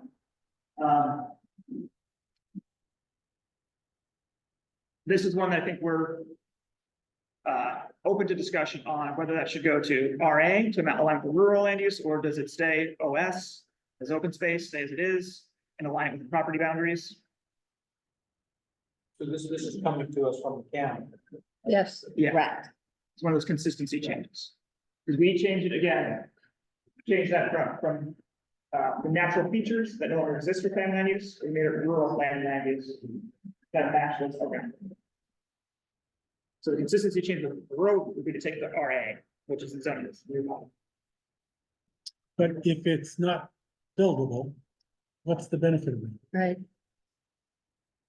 You know, that's a parcel there that there is some high ground on it, and whether it would ever be used for something, I don't know. It is at the south end of the marina, and, you know, it could be access to that other area. I don't know that it's super significant. This is also RCA, so resource Yeah. critical area, so that would, no matter what zoning is, it's So, I gonna mean- have a 1/20 density and all the requirements that go along with coverage and things like that relative to the critical area. See, philosophically, I don't understand. Plan 2040 says, keep us rural, keep us undeveloped as much as possible. So I don't understand why the county is taking open space designations, which ensure that, and suggesting for cleanup, you move them to low-density residential or R1, or places where you could potentially build on it. That doesn't make sense. Trying to say. Christina, can I respond to that? Yeah, it has to do with the fact that during Plan 2040, we did away with that natural features planned land use. And so now the two planned land uses for conservation and open space, parks and open space, they don't actually rely on natural features or natural resources on the ground. Because again, anything that we would be using is based on antiquated mapping. It doesn't necessarily reflect what's on the ground. I heard Kate ask a different question. I heard Kate say, why would you consider this residential? Of any level, RLD or at any level, when Plan 2040 is saying keep South County rural. Well, you're proposing RA over here? Yeah. Which is our least, it's one dwelling unit for 20 acres. But it's still building on it. So philosophically, 2040 says, keep us as rural as possible and minimize development. So it Remember doesn't, how we talked about takings? Yeah. If we zone land so that there's no use of it, then we are getting ourselves in a situation where we may have a regulatory taking. I think the county is sure of its responsibility, and they did, and it was a political, obviously, it was a political decision to do away with the physical way of the land. Okay, But we haven't done away with it because we still have requirements in Article 17. But those are two different discussions for me. But OS is more, if we leave this OS, it is more restrictive to that property owner than if we change it to something else. And it already is OS, it's been OS for the last 7 years, whatever. Great, my question is, how long has OS been in existence? I mean, I don't see how you could have a taking claim on something that's been OS for a long time. I Right. understand on other things, we're gonna downzone them, but you already have OS in your upzoning. I just don't. To focus this and not have the same conversation we just had for the last 20 minutes, I think this would be said, keep this area that is OS. Yeah. OS. Would you guys be okay if we snap the property lines for our OCD planners who want to see the property lines aligned? Yes. I I mean, think that'd be the recommendation. yeah, it just, I mean, it just seems like, okay, you wanted to do the village center overlay because it matches the original platted lines there of a community and all of those lots. Well, all those lots over there they don't exist. They're not houses. If you walk, it's not there. So you like snapped the neighborhood to that, but you also have open space and marina. And then you're trying to like turn it, I don't know, I'm confused at the overall process, but like the process that's being about this. I would suggest that unless the property owner has requested a change from OS to something else. My belief is the county has no business changing OS to something else unless it's requested. So let me propose a different perspective. A Okay. property owner has an interest in the boundaries that their property is controlled and contained within. The county has an interest in a much larger perspective. And I have no problem for the county saying to the property owner, this land should be rezoned for a different purpose than what you're considering. Now, if the property owner says, I object, then we should listen to the objective. But I don't wanna have the property owner govern everything here.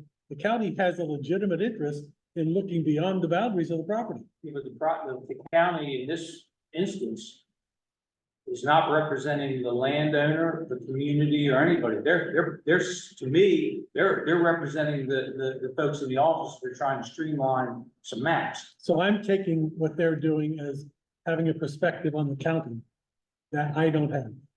And so I don't see them as working for their own convenience. Well, they're also working under the constraints that apparently the county council put on them at some point a while ago. That's a when given. they changed their That's a maps. given. The fact is- One good thing, if I may jump in, one good thing about this process is everything's gonna be available to the public. And they're gonna be able to comment and review. So while we may take a more academic approach, sure. The public and you as the committee are gonna be able to really, like, the point of the committee meetings now is to get your guys' recommendation on these communities. The public is gonna have the opportunity to review this and comment directly on it. And we will probably definitely come back to you guys and say, hey, here's what the community said about these areas. There are potentially more applications that we may have to evaluate, but you're gonna be able to see everything that the public has an idea on. So if the public thinks we're not representing this area well, they're gonna let us know, right? And this is an opportunity, we're presenting to the group what the county's academic work is to this point. And now it's your guys' responsibility to either agree, disagree, or provide an alternative. Okay, And Eric, it's okay to disagree.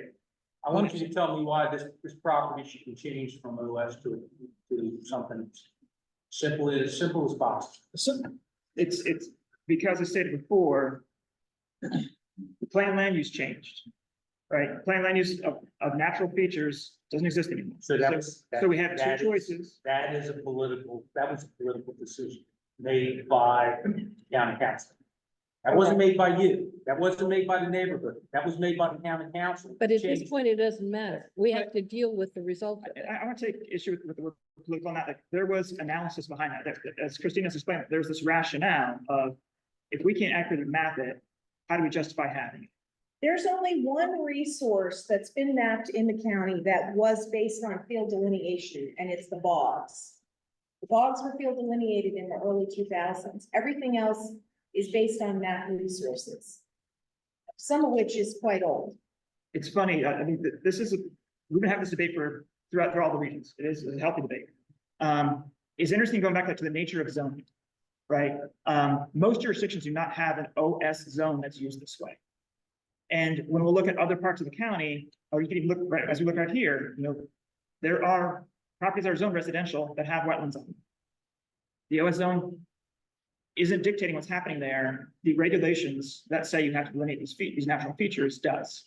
So the principled approach for off-planning zoning, to put it brief, is that zoning isn't the right tool to do this because of the lack of accuracy. The right tool is the development regulations that require field delineation of natural features and then require these set-asides and buffers. That's the tool to use, not zoning. That's the principled approach for off-planning zoning. Yeah, and I mean, I've been doing this work for 30 years. I've worked private sector, I've worked public sector, I've worked in 4 Maryland counties. So when Cindy Carrier first talked to me about this approach in 2019, 2020, I completely agreed with it because the only other county that I had worked in that had open space zoning was Prince George's. And it made a lot of sense to me, but I understand that the residents in this county have lived with this for a very long time, and it's very difficult to understand.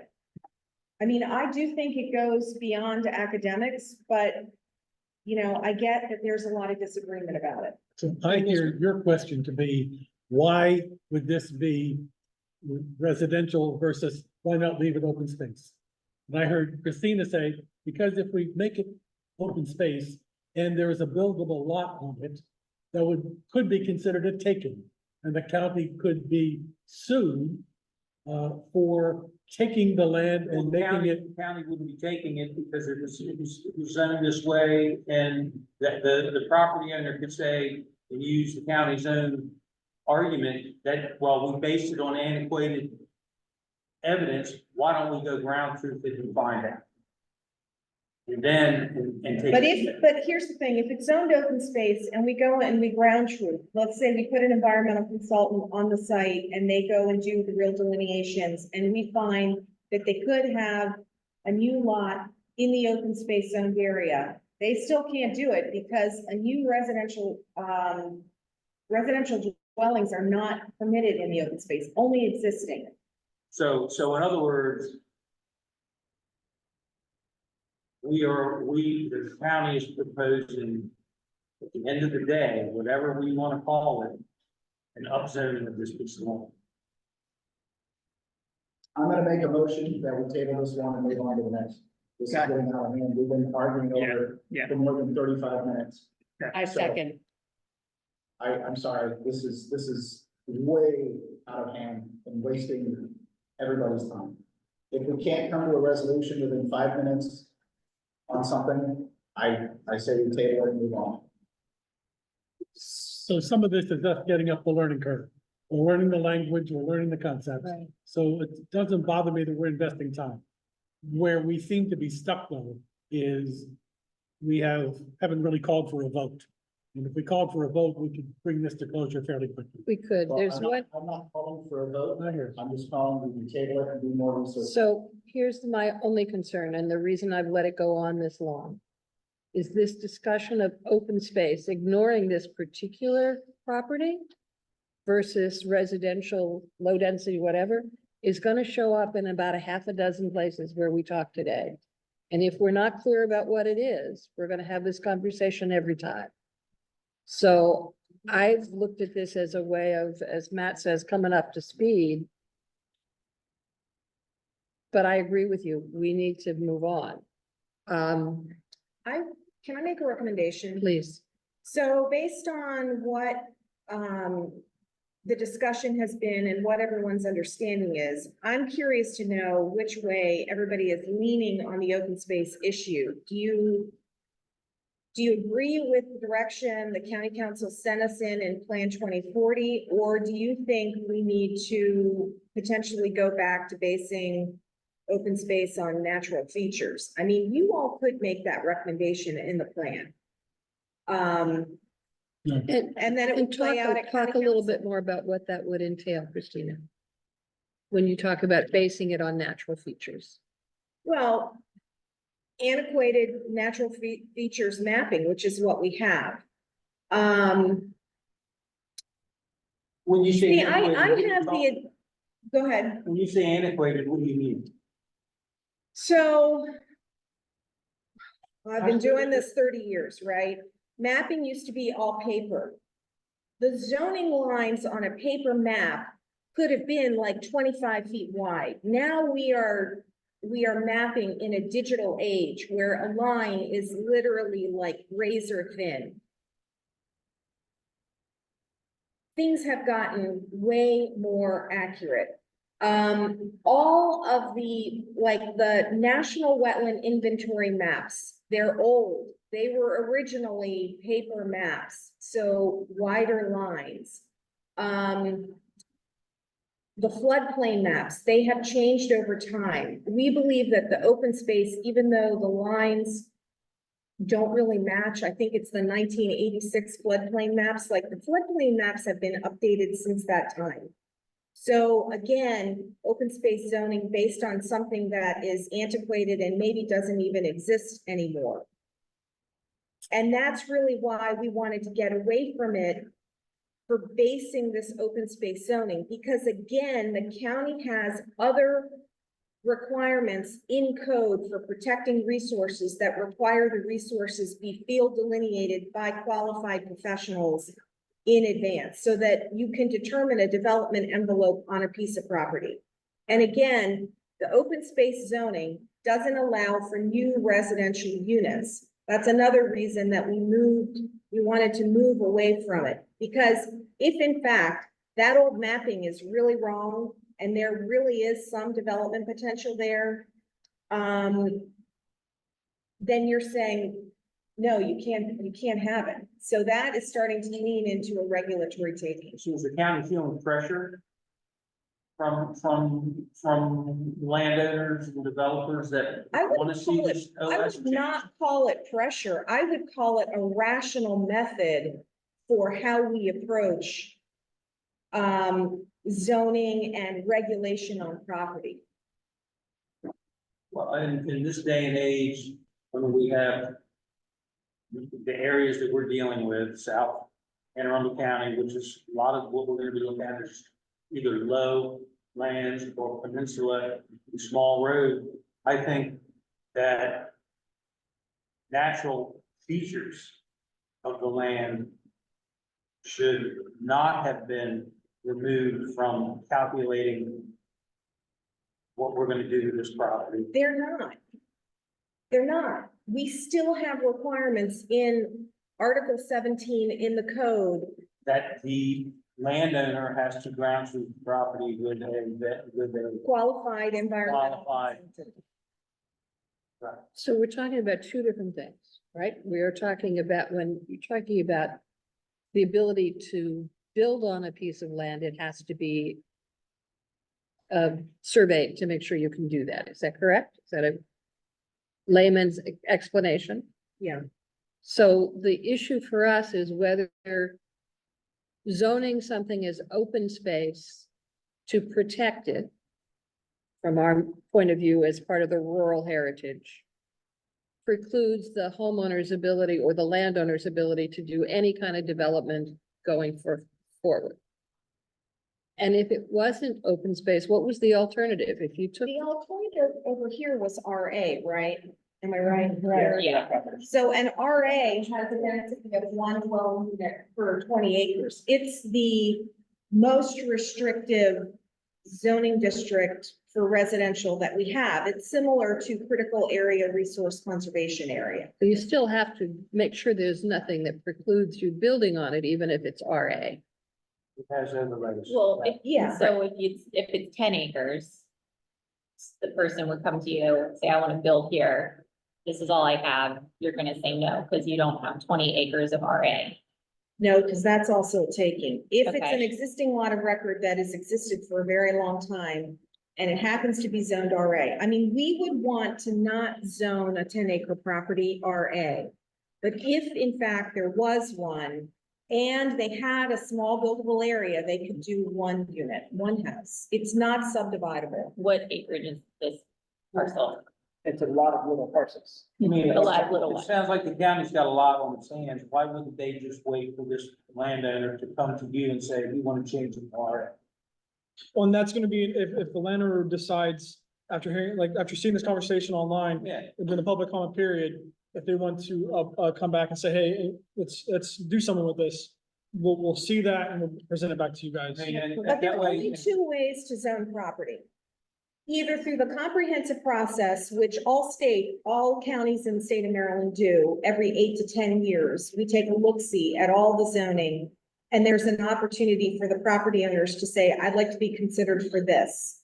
Or there's what we call piecemeal, where you come in as an individual property and you have to prove one of two standards, that either there was a mistake in the zoning or that the character of the neighborhood has changed. It's a much more restrictive way to pursue zoning. So our preference is really not to do zoning the way you're suggesting, at the time that somebody wants to come in. And this is our opportunity to look at areas, to look at zoning by areas, by neighborhoods.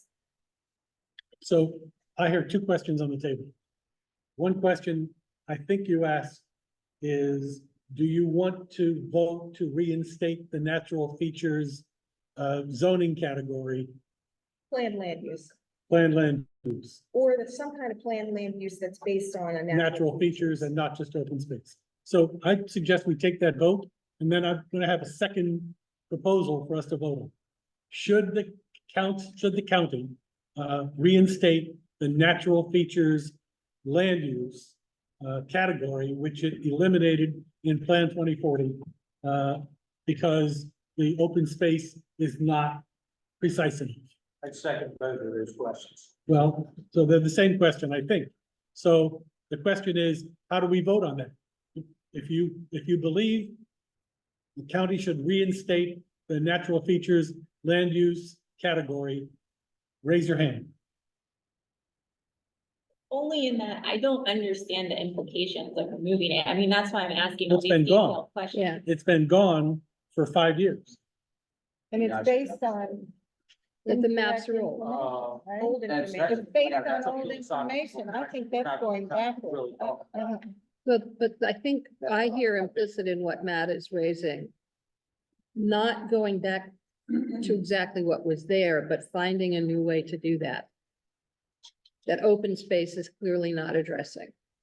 That there's a disconnect between what was intended and what is happening with the way the code is working. Is that a fair statement? Say that again. No, I think. That what was intended by 2040 in terms of eliminating the natural features category and what has resulted by the creation of open space zoning has left a gap in terms of how things get applied. Well, we don't think a gap has been left because we do have definitions in these two planned land use categories. I think the problem is that people who live in the county who don't necessarily, you all don't do this for a living, there is a gap to you. It's a gap. And what is the public perception if we start doing this? I mean, it's not keeping it rural. I mean, it's like, No. okay, there's some opportunities to build, not for your question. I'm I was gonna sorry. say, I just mean. in That's the second question, and I think we Oh, should come to okay. that. Okay. So let me just see if we have a vote here. So are we voting to now? Yeah, I'm not gonna make the argument. Actually, now. can I have one more example, of how this applies? Because that was made his comment. So if you actually look just right here, the next subdivision over further. You can see the current OS zone. You can see this was RA. It was subdivided sometime ago. So there's more than one for 20, or how long, the one for 20 changed, I think it used to be 5. So again, old subdivisions have rules. But you see this funny shaped parcel already? This was a delineated floodplain parcel, so they went out, surveyed it, did the modeling to see where is the actual floodplain, and the county code requires that the floodplain parcel be set aside as subdivision. They also require a set aside of a open space parcel, sort of OS zoning, it's going to do with the residential subdivision, they say you can set aside a certain percentage of land for open space and recreation. In this case, it is actually deeded to Arundel County. So this parcel here and this odd shaped parcel here were given conservation land use, based definition from Plan 2040, because it is a, it's protected perpetuity as a floodplain parcel. It's county effectively parkland. It's not public, but yeah, well, actually kind of public. So these get conservation land use and they'll get OS7. This big piece over here, RA, this will just go, by consistency, this would go to all RA. This OS would be this. If this was ever coming for subdivision, probably can't anymore because of size and the subdivision already happened. But if it did, then again, there'd be a field delineation. And more often than not, when we look at them, those field delineations do not match what this block is. So that would have a different geometry of where that got delineated in some sense. So here's just what happens. This is what would happen. The parcel that subdivision's already occurred, those parcels were created. Floodplain parcel goes to OS. State, in this case, the little these RA areas with all the OS, it's stacking property line. And the rest of this will be retained to go all to the rest of the zone to the property. I know. So you'll see that across subdivisions. If this was a residential at R1, R1, and this floodplain parcel would go to Makes sense. So that's a more, we know the logic of that. Great. The logic So of it makes that sense. line, I can only guess that. Is there a way for us to elevate this about 1,000 to 2,000 feet? Because that's like way too down in the weeds for me. I appreciate the amount of specificity, but it's really not helping me make the decision that we need to do here. Essentially, what staff has been trying to do with the OS zoning is rely more on the development regulations than the zoning designation itself. And that's essentially in a 2-sentence is what we're trying to do here, right? So if there are protected bogs, wetlands, whatever, the zoning is never, in most zoning codes in the country, zoning is not designed for environmental protection. Environmental protection are through the code itself. Right. So what we're trying to do is just clean that up. I would too. And because parks, OS is typically designed for the dedicated parcels, as Mike just mentioned, or public parks or HOA community areas, stuff of that nature, not wetlands, not streams, not buffers. I'm persuaded that there are enough governing features here that we don't need a new old zoning category called natural features. Yeah, I would agree with you. That open space and all of these other things here But we're govern talking that. about changing something that's in the. Well, that's a separate question. Christina's question was, if you want to reinstate natural features. And that's all this first question is about. And I believe we don't want to reinstate natural features, that we have enough other protections. I'm persuaded too. Yes, I think. So let's take that vote. So should we reinstate natural features as a planned land use? No. No? BK? I do. Okay. We'll do a show of hands, so. That's all we gotta do. So for those who say yes, the county should reinstate natural features. So to have a land use that's kind of based on whatever kind of mapping we can get on wetlands, streams, those protected natural features. Should that be reinstated? I mean, your argument would be that you've got to do that anyway. So let's just do the vote of, do we think that's? Should natural features be reinstated? As a planned land use category, so hands up, say yes. Noes, I feel like. Noes? Okay. Noes? No, any abstentions? I'm abstaining, I don't know. There's one I'm abstaining. extension. Hamilton abstained. But we're not talking about your property now. We're No, no. talking philosophically Talking about the map. So about the maps in Right. general for the county. Right. So you don't have to regardless, the abstain motion here. does not pass. Right. What are you as a count? One, One not. more and one abstain and everybody else. All right, so The recommendation to include a land use for natural features. Failed. Failed. Okay. Okay, so so the second, let me do the second. The second one is on this piece of property, the one we were looking at before. Open space versus RA. Here's what I think the factors are. If we want to protect the county and make sure that the land is developable and the landowner can't come and sue the county for it taking, then we say it should be zoned All right, residential.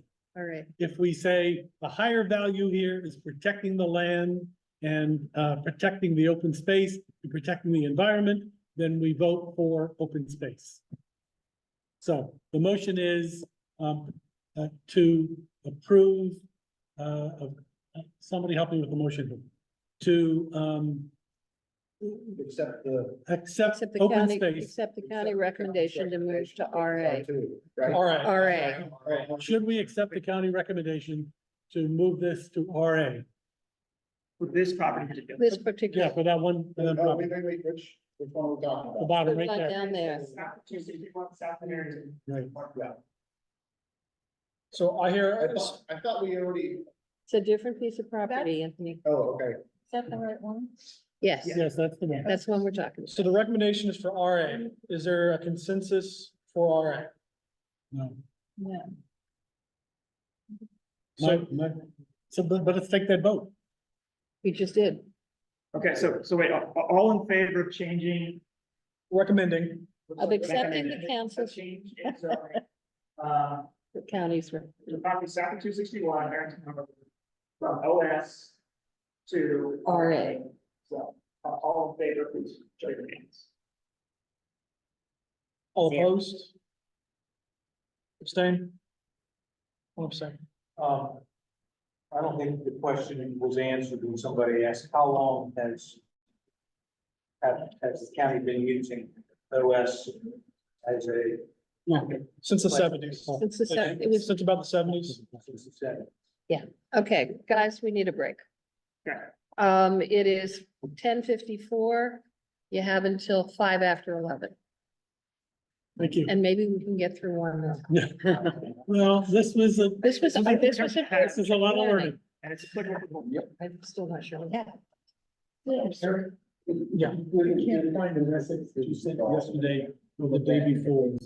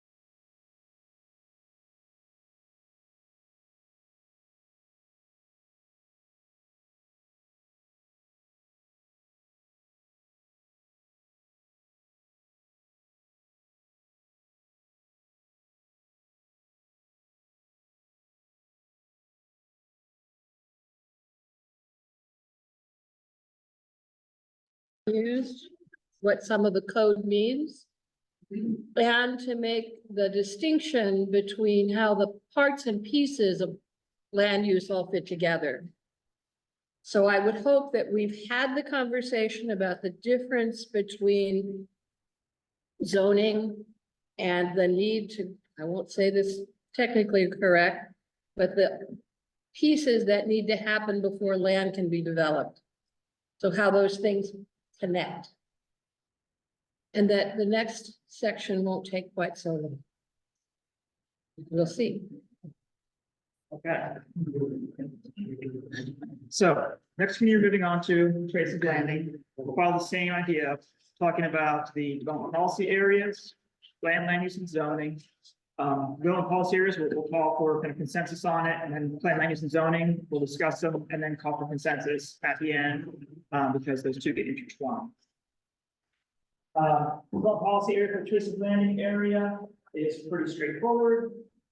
It's rural, and then it's, neighborhood cultivation along the shoreline where we have existing development communities for the most part. You can see Deal and the Deal Village Center up there, we'll talk about that in a minute. But so office planning and zoning has no recommended changes to development policy area for this area. So maybe lines that. Is the group, You guys okay if we move forward with the what we currently have? Take it in both. yes, now. Planned land use, there's a couple of cleanup items as we do additional research, looking at subdivision plats, looking at deeds.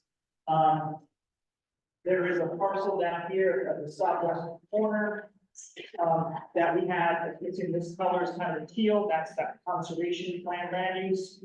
We thought there was an easement on it, we looked into it, that the easement has been changed. So we think that it does not, no longer meets that definition of conservation land use. Turn it back to rural as it was in the previous general development plan.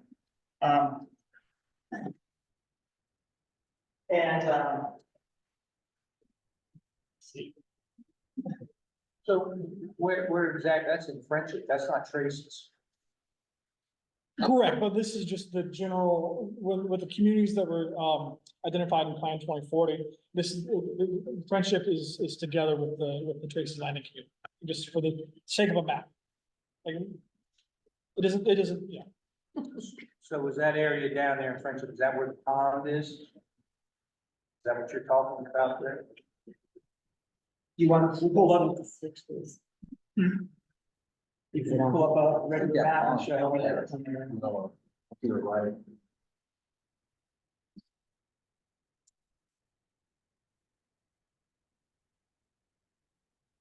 There's also a post office in this area that we're gonna change, since it's a government property from rural to public use. Oh, that, we're I'm trying to get my bearings here. Yeah, if you could go to, it needs to put on the aerial, or, so they can see the base maps of the roads.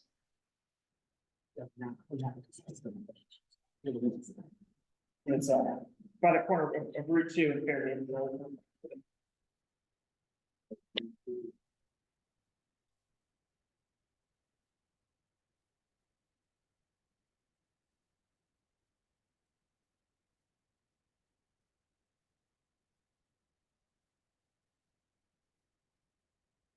It's the corner of Route 2 and 423. Does that help, Billy? Route 2 and what? 423, Fairhaven Road. Route 2 and. I know, yeah. It's that intersection. So that's, Where's that map you showed to begin with? you said, it's a different map. Yeah, we're going to just a road map because you were asking for more of a plain view. Where's the parcel?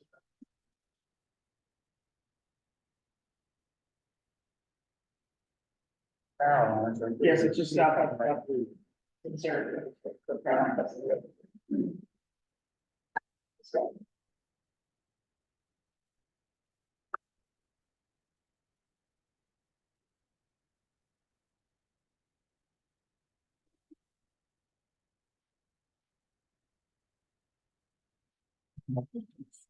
There's also another kind of administrative one by Franklin Gibson Road, where property is split by the road. So we're kind of fixing it, the road kind of divides as a dividing line for us on, rural on one side and, low density residential on the other. So we're gonna change it to low density residential, so that way they can maintain their existing zoning.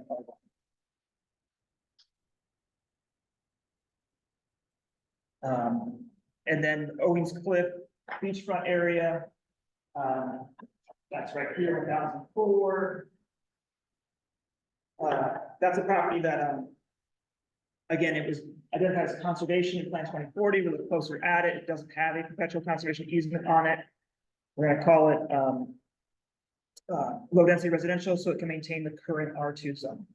So it's effectively, we're changing the plan land use map, so the zone stays the same.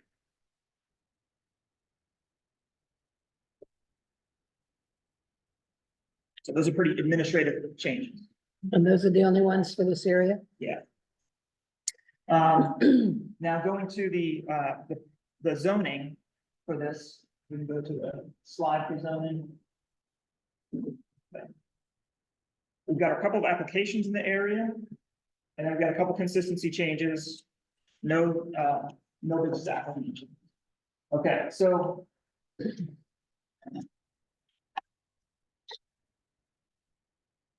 County code property, which shows up. Are you talking about the application? Mike? Right here, it's next to application TLD 003. So it's shown in cross hatching on the map on the table here. This is a property, that's currently rural, RA zoning. And this is a property that has a perpetual conservation easement on it. That's extinguished the development rights. So we're planning to take this to OS. We've notified the property owner who happens to be sitting here, and they agree with that change. There's the one that's on the west side of Fairhaven. Right. Right? Correct.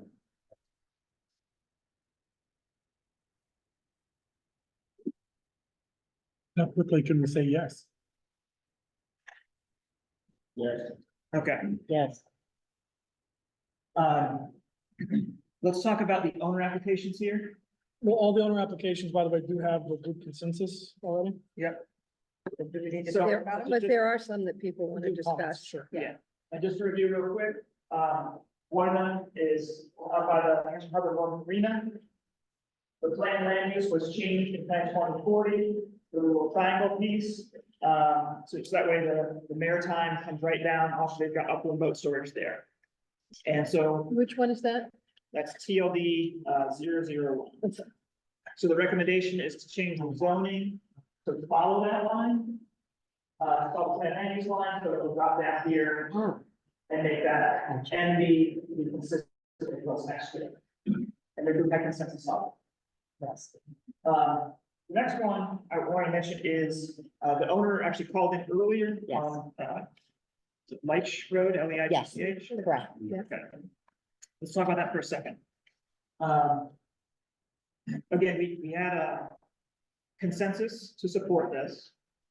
And they mentioned that they've got,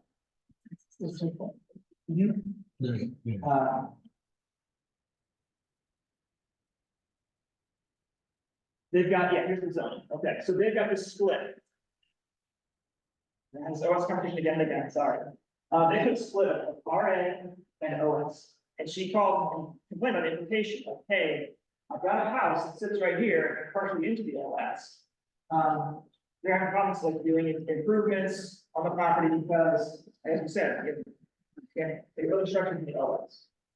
If we follow planning and zoning's consistency idea about saying, that OS should just be matched the rest of the property, the whole property goes to RA. That solves the applicant's issue with that. If she wanted to go to a higher density zone, we don't support that. Right. But she'll still get what she needs in terms of those setback issues and ability to do things with the rest of that property. Again, she'll have to follow the development regulations, critical area overlays, delineations of if there's any wetlands and forests on there.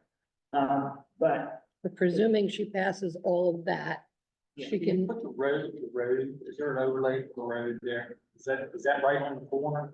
That house? It is. Yes. The one that's right on, That's the other. and on the backside of it is. 466 Ledge The Road. backside of that property is marsh. And, the it's field all- across the street from, that's the active road that goes into town point of Arundel is right there. Yes, And I will tell you that that whole field drains through that property. The south side of that property, that is OS and this thing. I had driven my truck underwater to get to the marine. Again, if you click on the OS layer, you'll see that they have structures that's been there for years, that's in the OS already. Again. These happened a long time ago, before we had the current regulations. Let's go there. The going RA will allow the homeowner to do mitigation if they want to do development on it. To develop, meaning just expand the house, it's sure. Right, because they're not gonna put another house there. But if they want to, then they'll have to, in essence, jump through the hoops to do that mitigation if it's currently swampy, so. Right. But it's not even swampy. The field across the street drains through that guy's property. I mean, when it rains hard, half his property's underwater. Yeah, and again, you're taking all lots. but but seeking some clarification on this, like, yes, it would be moved to the RA, it would be all RA. But you're still working with the same critical area overlay and the Absolutely. same lot coverage limitations, regardless of if it is R1 or, Yes. right? Yes, Right. that'll be a recurring theme to a lot of our discussions, because literally Absolutely. half of Region 9 is in the critical area. What do they wanna go to here, RA? They want R2. They wanted The to- request was R2, Oh, yeah. They were seeking. recommended that. And this is RA? Correct. The lightning. Yeah, so. So the agreement, or the agreement's discussed, and the agreement on. It's already- Take it all up. Yeah. They were seeking. So that's the LPZ recommendation. Right. And with the recommendation is to go. RA. Right. And that seems like it's amenable to Because them as it's- well. I don't think so. Matt, because what's their- across the street? Their explanation was that they wanted to be able to do 30% lot coverage, not 25, but I don't think it matters because of the critical area. Correct. Right. That's what I'm saying, they're gonna have to, Yeah. you know. Those hoops don't go away. Right. That's right. That's Those the hoops point. will go away. Yeah. That's right. Right. So. Right. So I think we've got an agreement on zoning applications. Yes. Got Yes. agreement on Yes. the land use Yes. and the zoning. We're all in agreement on Tracy's land. Yes. Yeah. No, the third one. Okay, right. Now. It's gonna get more interesting as we go further north. So deal. So, Wait, no, There was a Did we third. need to there's a discuss third one Tracy's Landing number that 3 there for were any two reason? people who objected to and had comments on. Okay. That's the one on the southern part of. That's the one on, Fairhaven. 754 754 Fairhaven Road. Is this the one that? There you got. two. Yeah, so this is one where, this goes to the RA zone. Now, there are communities along the coast here, that have R2 zoning. There are also subdivisions that have happened in the RA. Again, remember, the density of RA hasn't always been 1:20.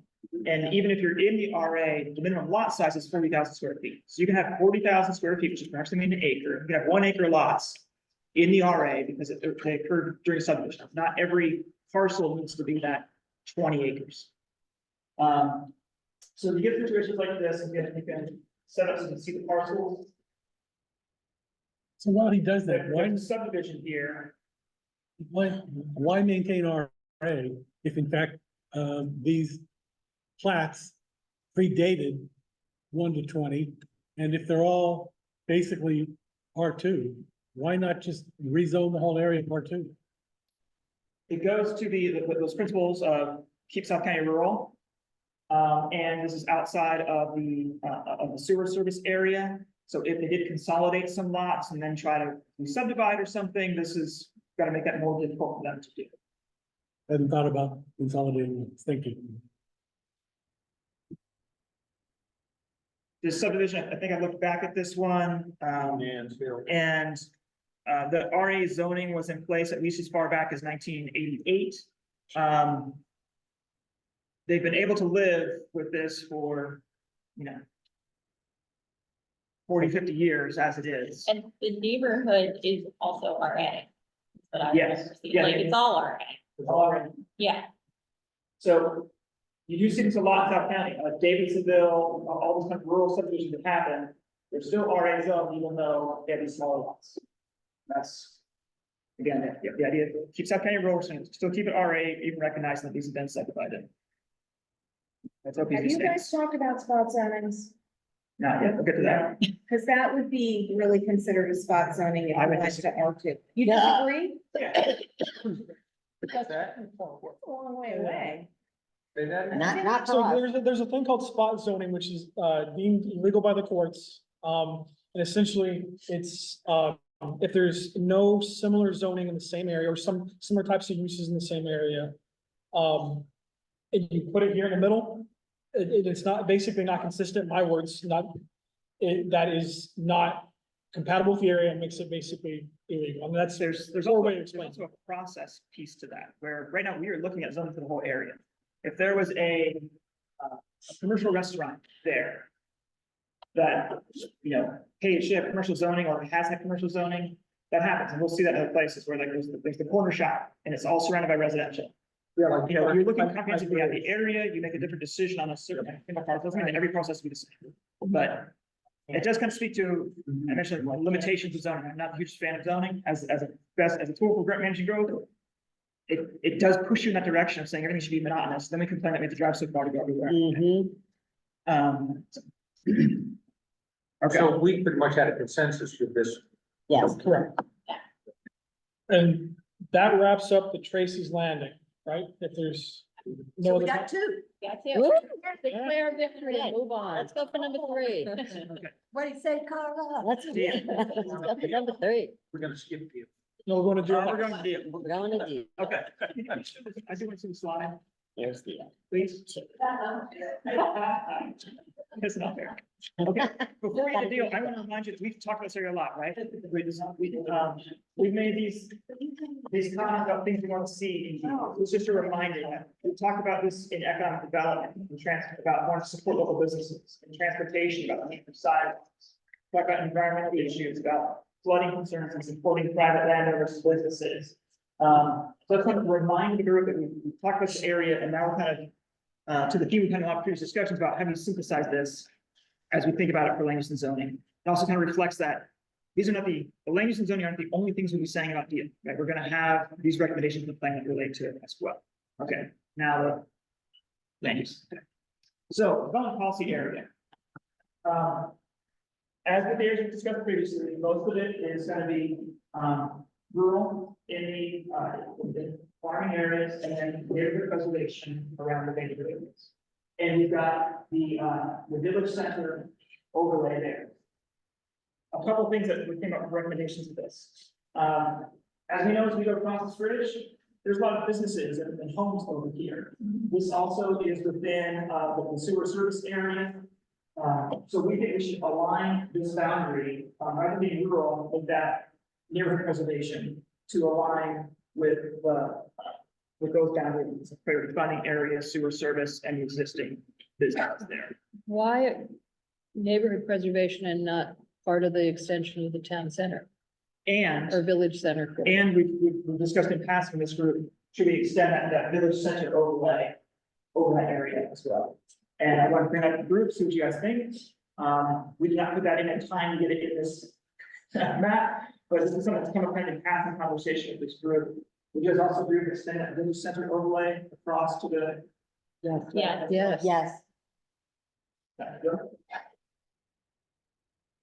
So we got those two changes for development policy area. Plan land use. Now, we've got some staff recommended changes here that are based on, again, more analysis of plats and deeds. I've got a few areas where, we got little, tidal wetlands, sand spits coming out of some of these peninsulas. That again, we were taking an approach in Plan 2040 trying to put one land use designation on a parcel.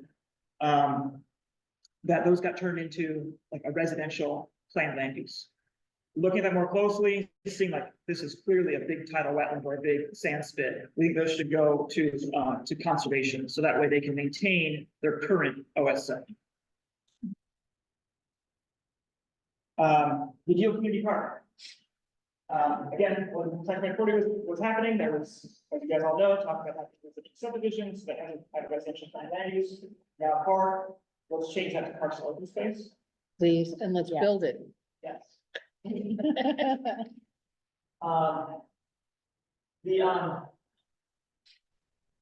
Maginos, or Maginot. They get some large parcels up here that they put conservation easements on. Again, as I said before, those conservation easements are tailored for a property. So when we looked at Plan 2040, we said, hey, conservation easement, let's make that conservation plan land use, we'll move it to all OS zoning. We pulled up the easement documentation, looked at it more clearly, and there's set asides in there to say, okay, this will be underneath easement, but this corner can still have a house in it. So we're saying, okay, let's not be so dramatic as to take the conservation, but to let that be a split between rural and conservation that aligns with what the easement says. Makes sense. But, Elks Landing subdivision down here, they had, and you see this, several other subdivisions as we move around Churchton and Shady Side. You guys have seen this. You know, they build the lots in close together and you set aside most of the property in open space. When we look at those plats and deeds, sometimes there's very restricted language in it that says no more housing is allowed here, or that, you know, additional development is prohibited. It must be used for open space and recreation. If it's got that explicit language, very strict on it, we're saying, let's take that to conservation land use, which would then lead to an open space zone. And again, I'll double check my records, but I think we've already sent letters to those folks on those. If not, they'll certainly look at them after we have these discussions. Like we'll get a letter notice about it, so they'll have opportunity to put that back.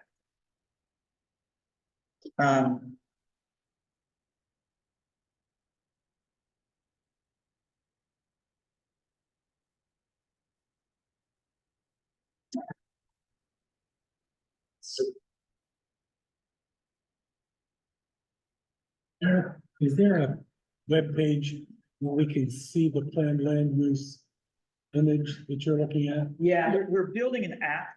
It wasn't ready in time for today, but hopefully next week we'll be able to give you an app that has all these changes outlined with numbers on them. It's something that we could be looking at on our laptops, because this is Yeah, very difficult. Yes. Actually, can you I pivot to thought it the was app? just me. Another thing, I don't know how far we're gonna get today, but wherever we stop, moving forward, the stuff that the county is proposing, maybe you could give us a heads up on that, so we can be chewing on Oh, yeah, that by the yeah. time we get to the next meeting. Yeah. It might speed ahead the next meeting. Yeah, we just want to be mindful Yeah, of volume of information we're giving you. What do you for your own applications first? Okay, corner of 258, 256.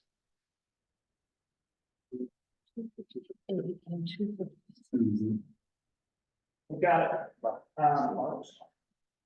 This is zoning that we're looking at there, that's fine.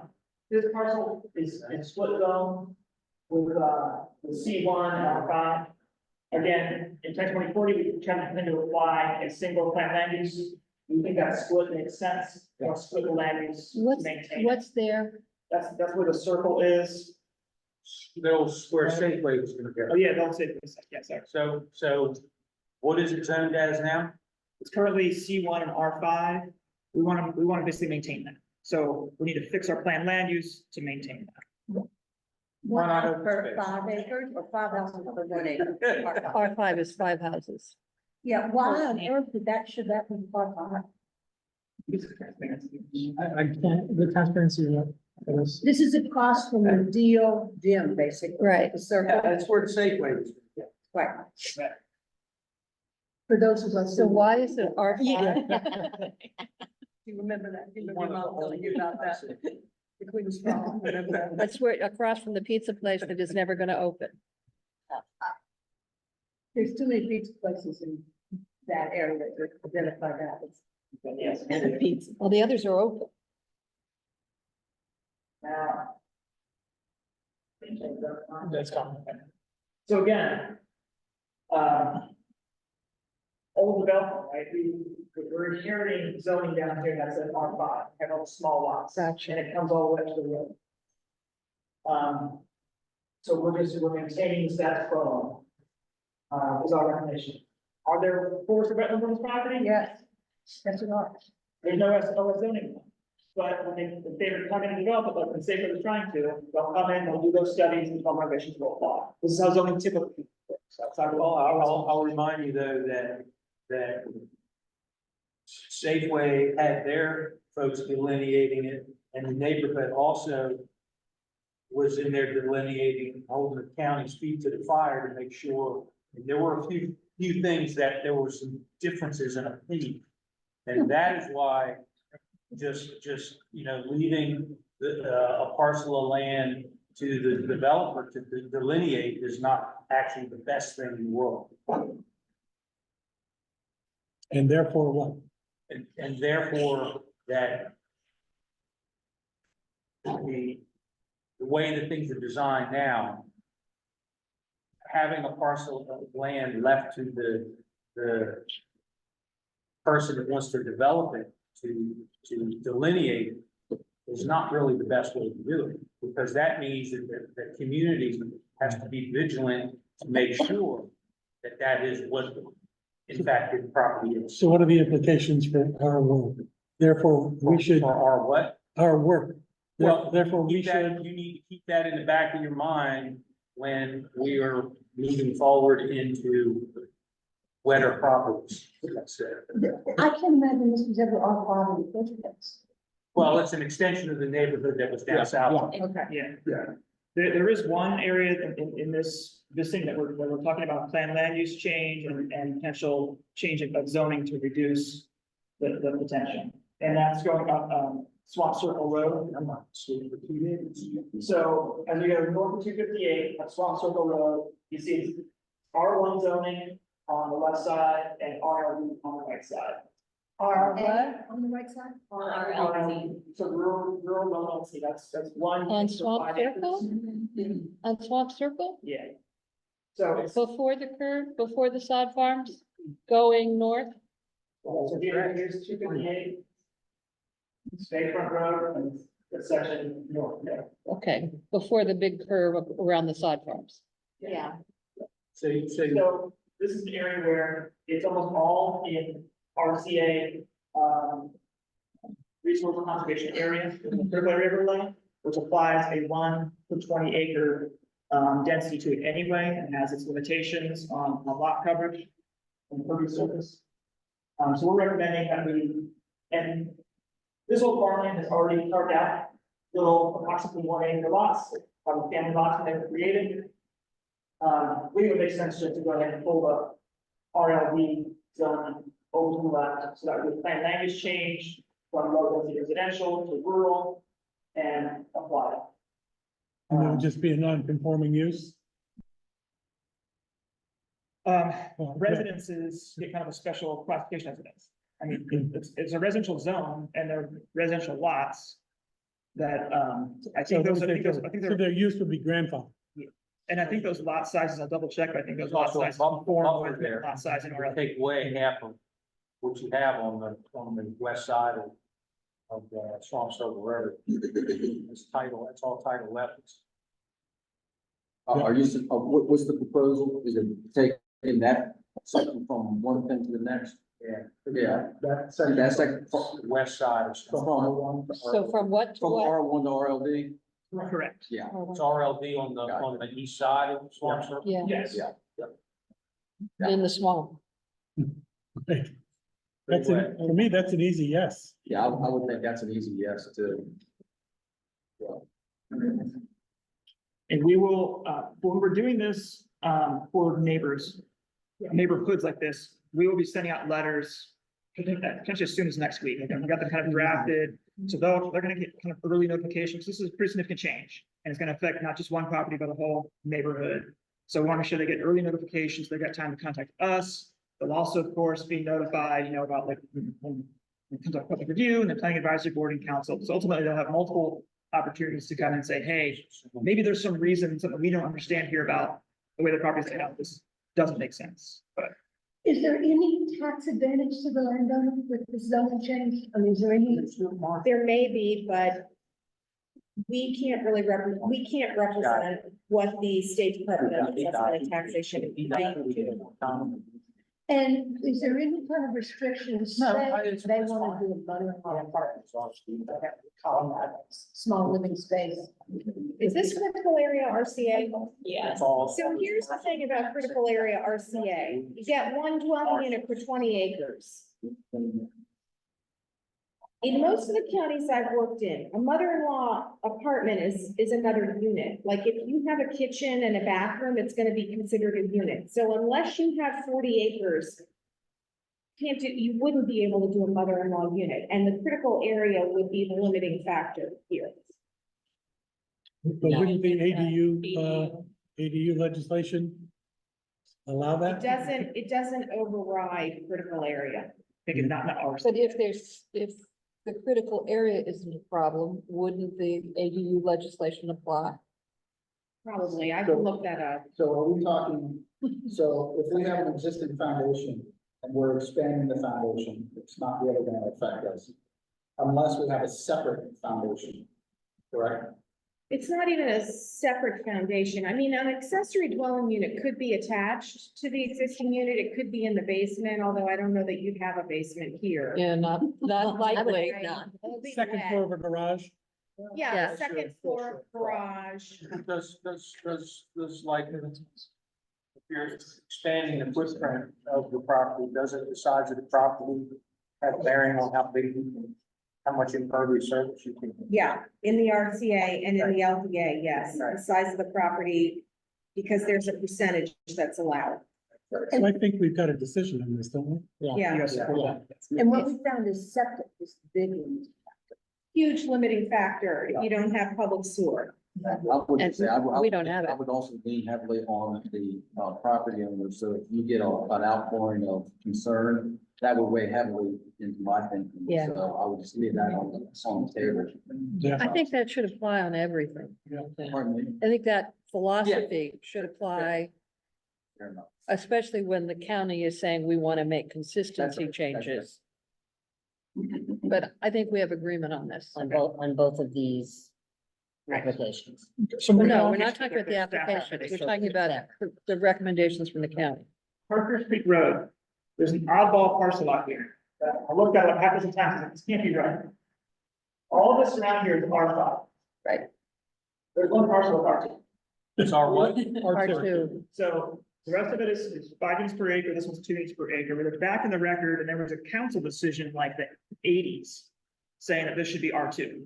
So kind of before there was sewer down there, and that was kind of mentioned in the justification that there's no sewer, so this, but I don't know why you would make one parcel R2. So there's 2 ways to go with this. We could say, well, let's just make that R5 so it matches everything else around it. Or say, well, actually, there's some bigger parcels around here on Parker's Creek. Should we, should Parker's Creek Road, just, should that whole swath be done R2? And we reduce some of the potential there. Again, these are houses, there are lots of houses on the postcard already. There are real problems. Area. There are real problems on Parker's Creek and the houses around Parker's Creek with stormwater runoff from development north of the creek. So the idea of making the R2 R5, R2. would be beneficial. I mean, there's huge opposition to development there already because that's forested. But there are people who just have horrible problems with runoff into their homes as a result of stormwater from development north of them. Is there public sewer there, one, and two, all that surrounding area, is it developed already? Are there homes on it? Around the creek itself, yes. Well, around all the lots that we're talking about, are they? That I don't know. So you're saying it's R5 now or R2? Most of it's R5, there's one R2 on. That's R2. It's R5, but interestingly, this green This is our critical area RCA, right? Right. Correct. Yeah. So these ones It's a are super layer. limited to only one dwelling unit for 20 acres. The rest of it with that RCA, LDA, the LDA, critical area overlay would be 1 per 4. So they don't actually even have 1 to 5 zoning right now because they're critical area overlay. And then, yeah, for the RCA areas, 1 to 20.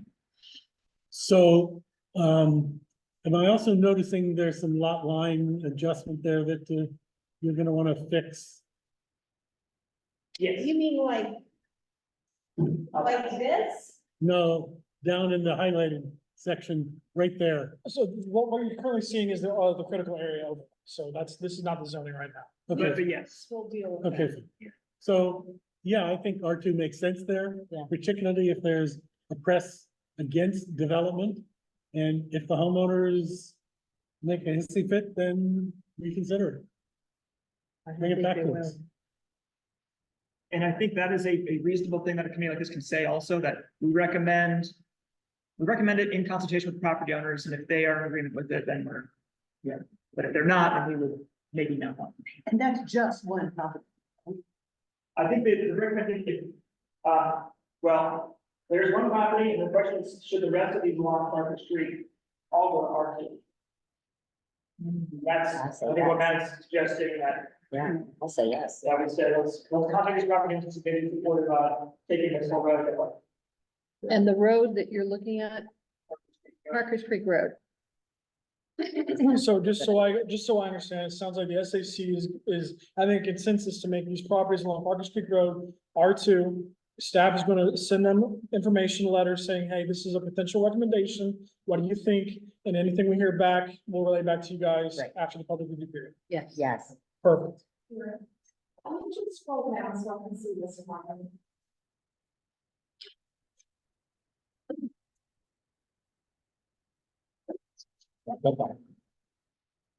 That's odd. Oh, there it is.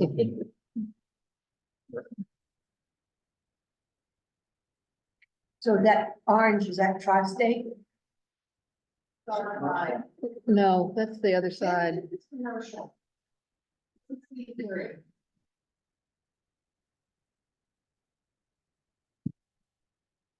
Where is Tri-State on this map? Where's Deal Churchman Road? That'll tell us. Can you put the critical area back on? I'm sorry, I'm being pest. So sorry.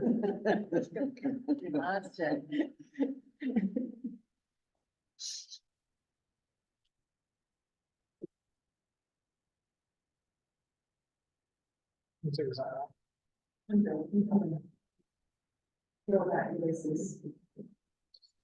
So what was the question, the comment? Actually, I think we've already made our decision on this. We're just asking curious questions. Okay, In the interest of time, I'm gonna suggest we move on. so moving on. Yes. There we go. Okay, consistency, actually, this is great, it's great to be on the consistency. As we get to kind of more downtown deal area, you can see that there's, these red lines are the parcel boundaries, and the colors are the zoning.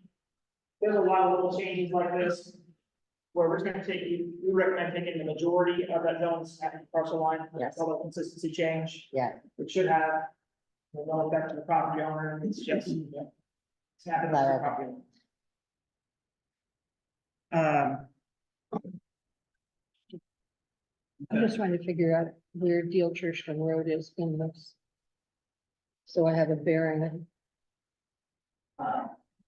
Here's the come off the bridge, Okay, and then it come up the attraction road there. so that probably is, Yeah, so here's the library, the car, okay.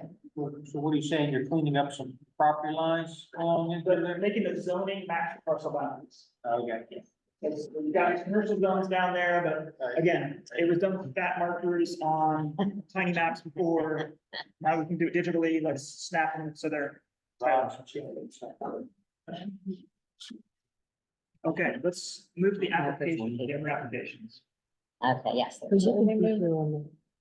there were two owner applications, both of which you guys had consensus on, from the Survey Monkey. Was there any additional comments or conversations you guys wanted to have No, regarding this too? May 9th is the next. not me. Not me. Then I take it as the group, there's a consensus for these two, and we can move on with the recommendations stated on the chart. Yes. Perfect. Okay, so this group accepts the plan land use and the zoning maps as presented by everyone. Yes. Okay, then moving on to Churchton, we just finished up, that's all. Matt's just pointed out to me that we're not gonna get to Mayo today, and he is not gonna be at the meeting on the Okay. 2nd. And has asked whether we could move Mayo up to cover it today. Sure. Are Yeah. you guys prepared? That's fine with me. All of it done in an hour? I don't know, but we can get I'm started. sure they are.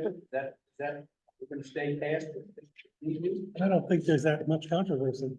Yeah. Most of the things in Mayo have consensus. Yeah. We can order pizza. The development, So are you, Mayo is pretty thick. Yeah, there are 11. so is everybody okay There's a doing lot of that? I'm gone. Where you going? Huh? Where you going? Ireland, Oh, can we all come? Ireland for 2 weeks. Oh, Wow. I can tell you too. Oh, good, good, that'd be great. there's more pubs per square capita than anywhere in the world, right? Per square capita? Yeah. I've had too many few drinks today. Yeah. Too many, few coffees, too many, yeah. It's been a while. That's really well. Did you start describing plan, development policy area? Yeah, so, for the DPA, it's in the peninsula area. There's no staff recommend changes here. So again, I think that from a staff point of view, this is pretty straightforward, just to keep what was currently there and make sure, that's okay with you guys, keep the peninsula policy area part of Mayo. Yes. What are we talking here? The Mayo, We're doing Mayo right now. We're doing Mayo Yes. right now. We just, I just. I'm looking going for it when Mayo would come up. So I asked the Mayo. to And be since there. he is one of the wow. County. We're gonna be in Right. County Mayo, Ireland. That's right. So it sounds like we're okay with keeping what was currently there. Yeah. For Mayo, moving on, okay.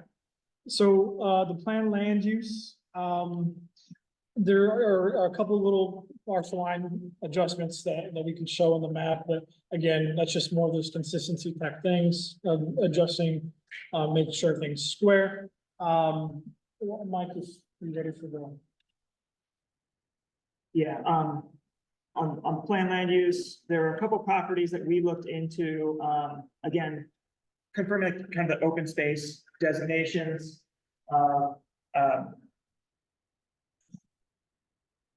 Let's see, let's start with, 101, 102. Let me get the name of that subdivision. But again, that was a subdivision that when it came in, there was very strict language put in about, hey, these parcels will be set aside as open space, development is prohibited. So we want to change those to conservation, plan land use.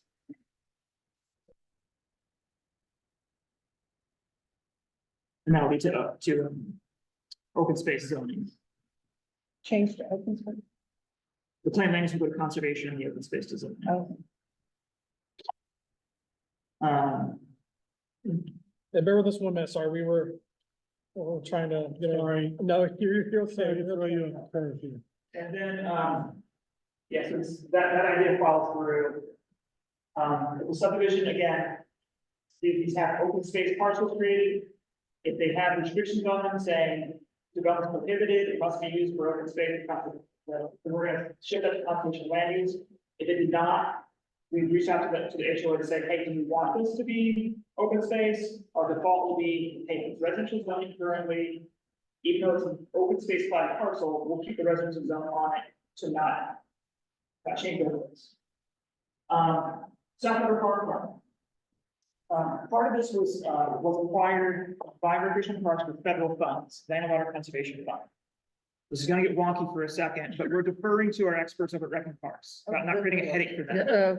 It's We're in a park, trouble. It's gonna stay a park. Yes. But they acquired federal funds.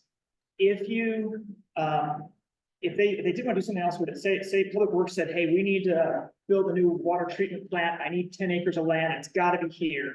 County transfers it to that use, it's no longer parks and open space. County have to compensate the federal funds back. Now, if we downzone it, it changes the valuation of the land, and that makes the proposition of how they mitigate, compensate for that much more complicated. It's federal dollars. We've worked this through with the state to say, hey, with state put in open space funds, we're gonna change the zoning of these from residential to open space. They've been okay with it. The federal government is harder for us to get them to agree with this. So it's a not change on paper of the zoning. It's no change in reality. It's a part, but just so that you'll see that, hey, why are there portions of some of these parks? And this is Middlesex County. They have that federal land conservation funds. They're gonna put it in public use, plan land use, keep the zoning, whatever it is required, residential.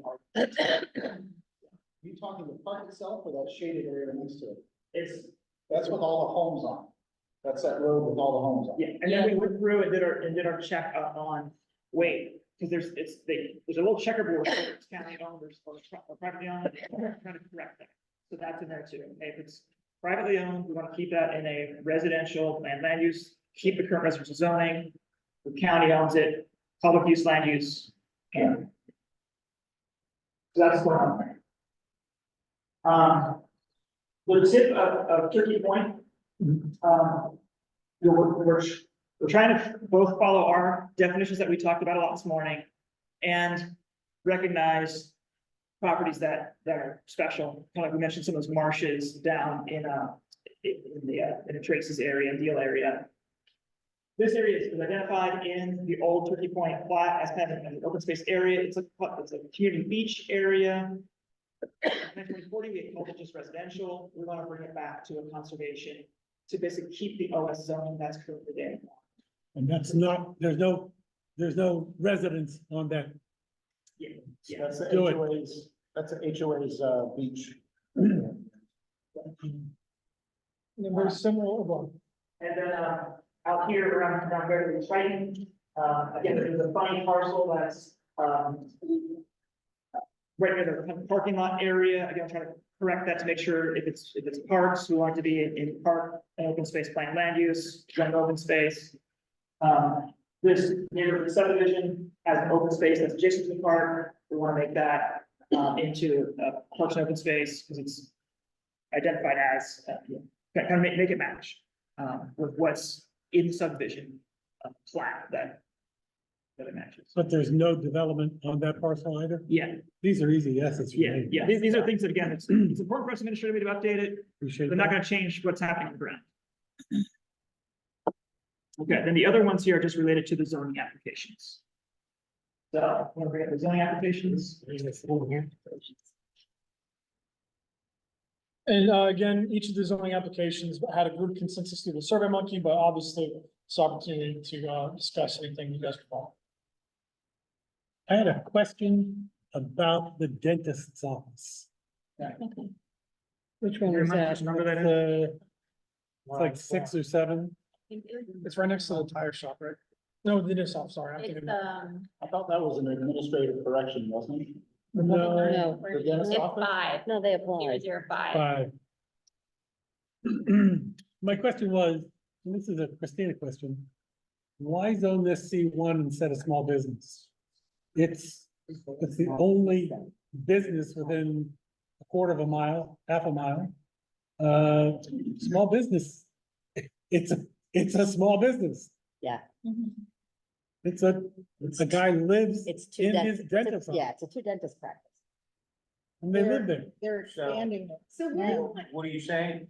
we're not huge fans of the small business zoning, but I will say that Ms. Fiedler has just gotten 2 bills passed that have slightly expanded the small business.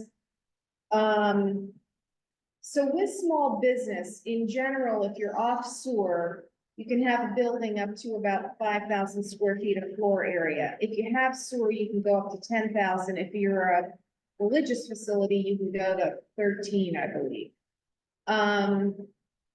And then for coverage, you're allowed now 50%, but C1, the coverage, I think, is in the 70% range. C1 obviously allows a lot more uses. So yeah, I mean, if you all think, what did this guy ask for? Did he ask for C1? Requested He did. C1. And they've been And through he's the in the middle process. of expanding right now. It's already, It's already built. It's zoned R2. okay, so here would be my question. I mean, you say the guy lives there and the dentist's office is a permitted use in an R2? No, he has a long-standing non-conforming use. Yeah, it's not permitted. It's not conforming. So my question was, why C1 and not small business? Right. I'm gonna go back to them and say, it's a small business. And that would solve his non-conforming use issue, right? It may, I mean, I don't know the particulars of this, like how much coverage he has right now, how many square feet, floor area, what's he got, an existing house? Yes.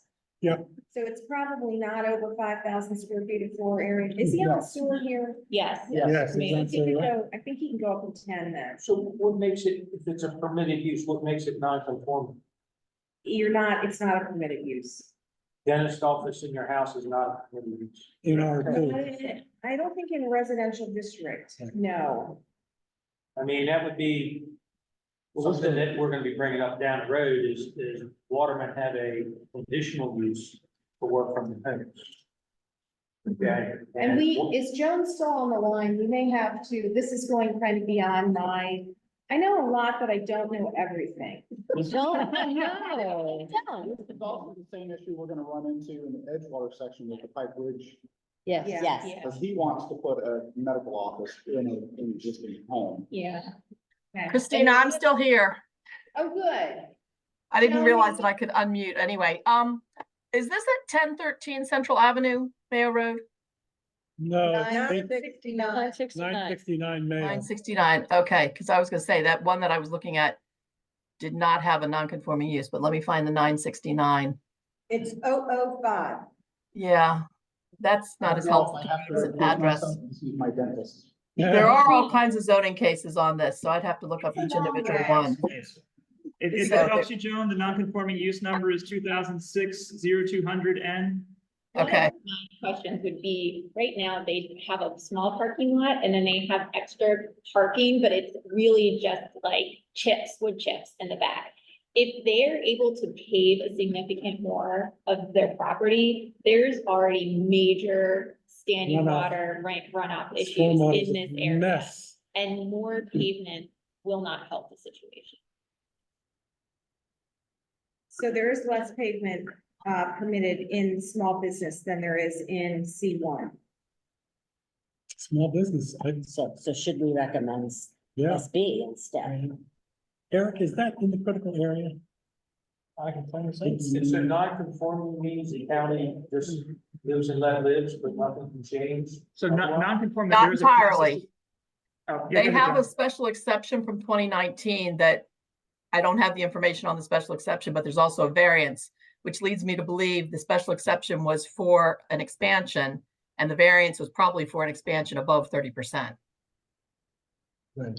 Yes, Yes. it's in progress. Yeah, it's in. That's right. Yeah. Right, but they were allowed to do that under those cases. Understand, let's see.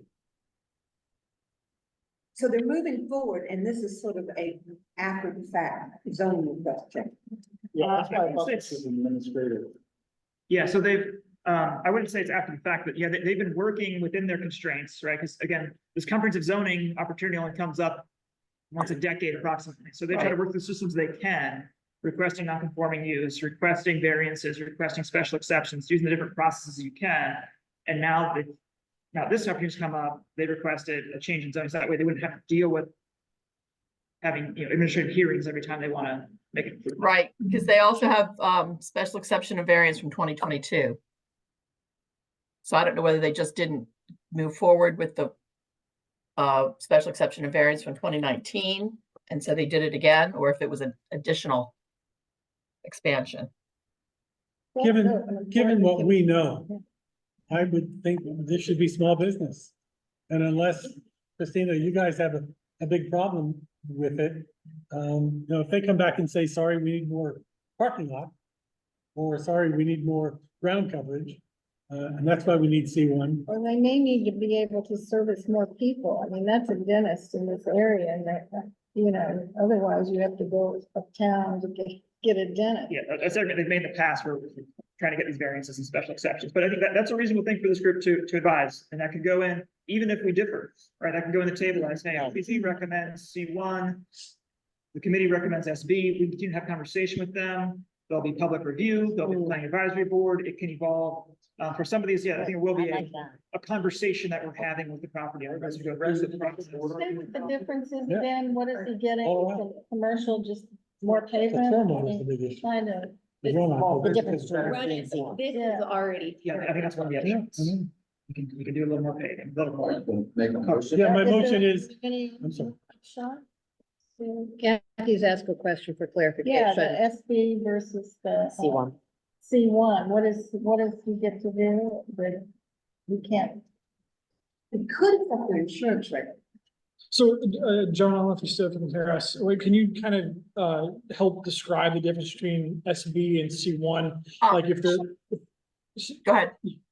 just like, lot coverages, different, regulations, stuff like that. And then, if there's any major big difference of uses allowed. Yeah, we have a zoning classifications guide available on the website under planning and zoning under the zoning administration.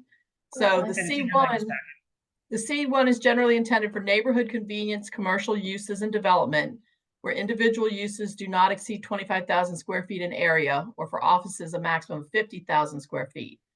Maximum lot coverage by structures and parking is 75%.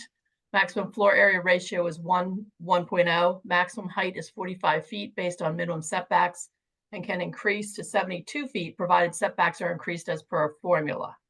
And then in the SB, it's designed to allow conversion of residential structures located on arterial roads in areas of transition to small commercial businesses uses that will serve existing communities. The residential character is to remain as the use transitions residential to commercial. There's a minimum lot size of 20,000 square feet if not served by public sewer, 15,000 square feet if served by public sewer. Maximum coverage by structures is 30%, however, can increase to 40% with direct access to a principal arterial road or higher. Hey, Joan.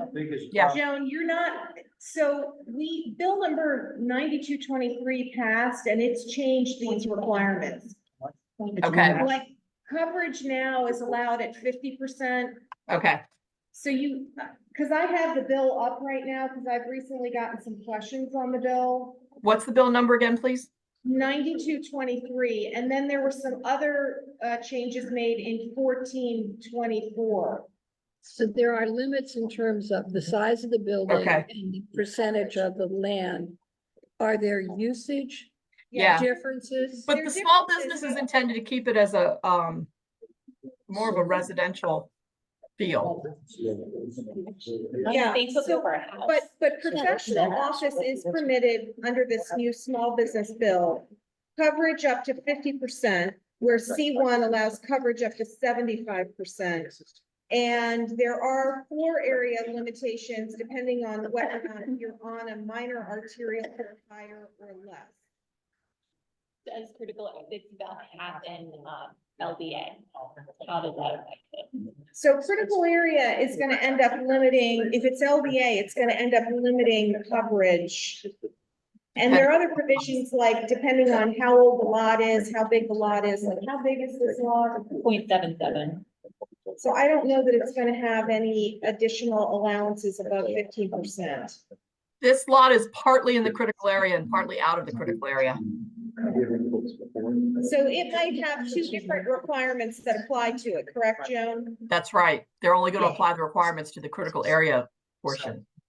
I mean, the thing is, these bills have just passed. I mean, 9223, I think passed early this year, February 5th. Right. So, like, I got a question from Miss Fiedler yesterday on some property up in Region 4. How come you recommended C1? What about the new SB? Well, by the time we were making the recommendation, those bills were not adopted yet. Yeah. But they are now. Yeah, they are adopted now. So if you all think that the SB is gonna be a better fit, it seems to me, on the broad brush strokes, it can work for this property. Sounds like it. I And move, then he, we send this gentleman a letter, he can look at these bills and decide, can it work or doesn't it work? And then he sends us comments. I move the dentist be small business, How long has it been a dentist's office? 10 years that I He know did it a long time. He had all of the stuff we didn't try. of. I move the dentist's office be small business. All in favor, say aye. Aye. Opposed? One. Consensus. Okay, you get that, Christine? That's Mayo 5. That's three. So another one that is on here is 06, which is Mayo Ridge Marina. The attorney was here this morning Yes. and spoke on behalf of converting it to residential. And the votes, this is OPZ recommended. I can't, Maintaining the current, maintaining the current MA2 and R2. right? Well, but you expanded, the MA2 was expanded, it looked like to me. Cause it was like, it's right now in the center. And it was moved all the way to one side, but maintained Right, one of right. the lots up to. The line with what we're actually putting new lines. So I'm suggesting we at least look at this because the attorney was here and made a case. He's still here talking about something else. Okay, It's right over there. Okay. okay. So we're talking about that piece of property, so if Do you you stop wanna- distracting do you them. wanna- So Anthony, leave him alone. Yes, I would invite comment. So, we were just actually talking about it, and I think there's going to be a resubmittal later on that'll come back before us. Before it goes out to open public, or something on it, so I think right now, it's even though we all said no on it, or agree with it.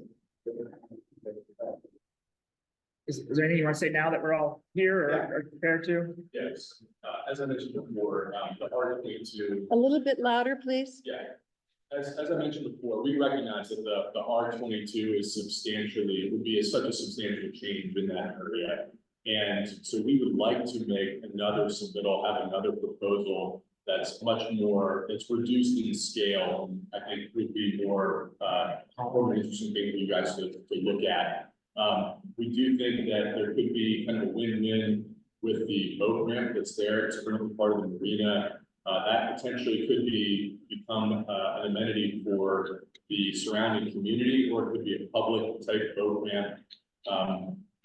Recognizing that there's some traffic issues associated with that. But I think what the owner is looking for is some more flexibility in the residential adult independent dwelling unit arena, so that they could have some sort of residential, could be 55 and over, that would be right there. Not necessarily like the Bay Woods in Annapolis, that's the larger, but something on a smaller scale. So we'd be looking to make a proposal that's more in line with that.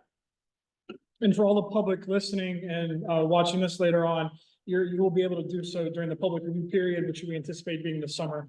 And anything that's newly submitted will be presented back to this committee for your guys' deliberation. So that means, do we act on this or do we? That's up to you guys. You have an application in front of you that you've all kind of voted on. Did we already have consensus on You it? already have consensus So on it? then we leave it the way You it let that is, stand, and as it And comes then, revised. yeah, we get a new one in, And when revisit if we, yes. the new one. Okay. Is there any other? Yeah, we need to look at Down the end of that. Brian Connor's applications for A, B, and C. I think that's Mayo 07. Isn't it 4, the one that's right on Mayo Road that, Well, let's start with 7. okay.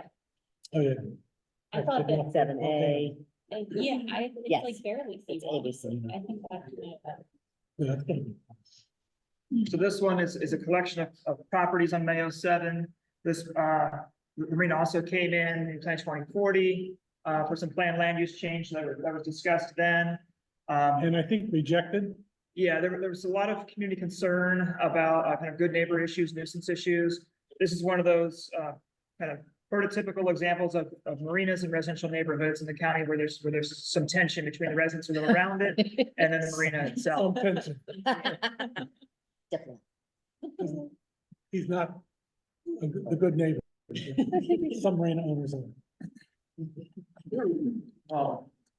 The name of this, wasn't very. Which number is this now? This is. Zach, seven. No, it's, Red River. Road River. Yeah. So that's, looks directly that across all? from Camp. That's correct. Yeah, it's got a lot of boat lifts over there and a lot of. Big cute boat- hotel. Yeah. So this was a point of discussion during 2040. Yep. When we actually were talking about doing this, or having them submit for this. I thought that was a discussion one night. Yeah, so in their application, that they're speaking of splitting the properties to have, residential zoning, Seven. frontage, and then maritime, and kind of increasing the intensity of the maritime zones, where they currently exist, expanding it. So as a reminder, we've got the set of maritime zones in the county. MA1 is for our like community marinas. MA2 is our light commercial, M3 is yacht clubs.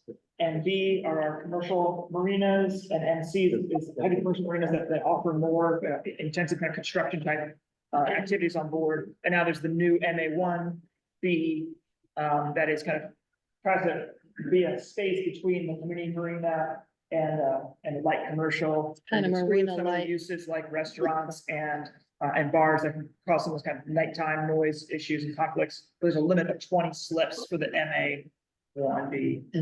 So am I correct? This is 10, I'm looking for all. I can't hear him. The number isn't it Sonic? No, that's a different, No. this is Germantown Road. Yeah, so they wanted to just, like, you wanted to just change where the lines are, but OPZ is saying we should, instead of being MB, we should be MA2 in certain places. Yeah, so we're not supporting kind of the intensification of the maritime Yeah. use there. Right, no, that makes sense. Yeah, because I think that was what we were intending with the 2040 is because there was a kludge of a couple zones there, we wanted to make it limit them to maritimes and to what they're currently doing in that area and make it logical without overloading it. That place looks like a stormwater management nightmare too. Oh, it's all paved Oh, and it's all downhill. slope, yeah, right into the river. We ought to start. Is this a water road? 7-0. This is the application is CZR9 MYO 007. And then there's an A, B, and C because we've broken up by the parcels. Yeah. So 7 A, B, and C. I mean, So is that marina, I don't know anybody tell me. else, Oh my God. but are they locals or are Yeah. they Northern Virginia people? Oh, those people. Oh, that's relevant. I used to be one of those people. Very few, Did we have consensus? on very this, few or locals were are we there. discussing this? We had consensus, but The there was locals a are request for technically- discussion. Gotcha. They need to do something about that place. But it's not that. So just revisiting the OPZ recommendation, we had one, no, this needs group discussion. Everybody else seems to agree with it, but it's big enough and he's persistent enough that I think it needs a short conversation. Okay. Great, what are we conversing about? We're talking about 007. Yeah, I know, A, B, and C. Right. So what is it we want to talk about? Well, the comment that's in the comments is, I'm fine with OPZ's recommendation on A and C, but on B, why reject R2 and MA2?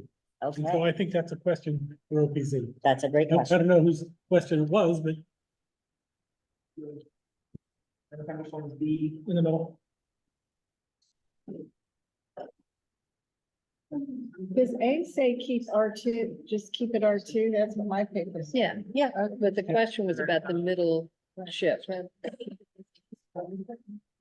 think that was our appeal, and they're saying why are we. So that's what. Yeah.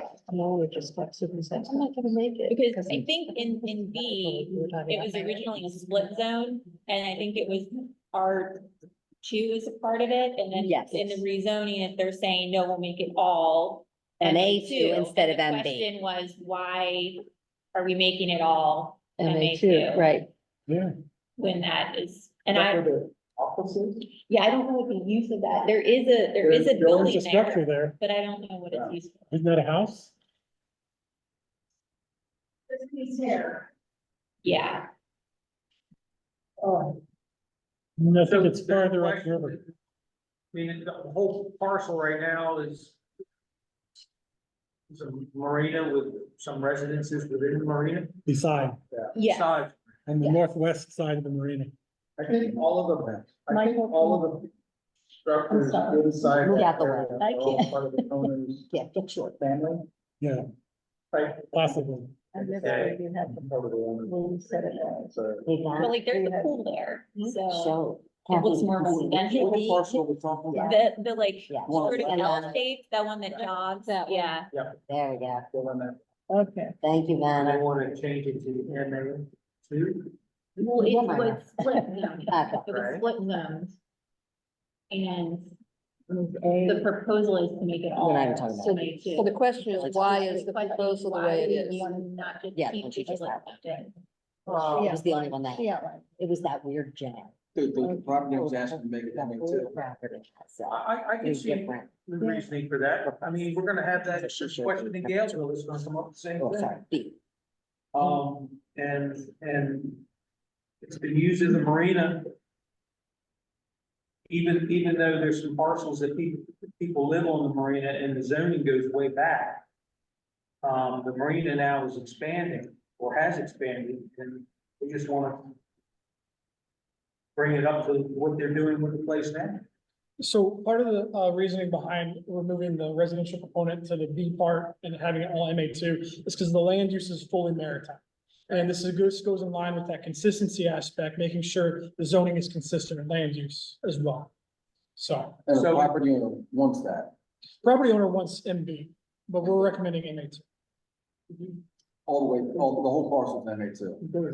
OPZ is recommending MA2 for the whole parcel. No, No, That's the So that's what it says in my thing here. B is already all. For B, I'm sorry, for For B, B. for B. thank you. B is currently MA2 and R2. Right.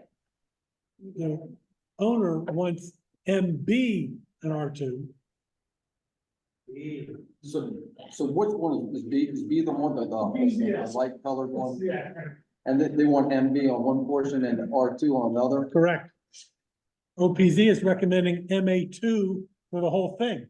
And I'm just wondering, What's the difference between MB and? Yeah, what if you lose? MB is a more intensive industrial marina. MA2 has some more limitations on it. Right. Well, does that take away from what he's doing now? No, because he's currently MA2, so if staff's recommendation of MA2 would allow the owner to continue doing exactly what they're doing.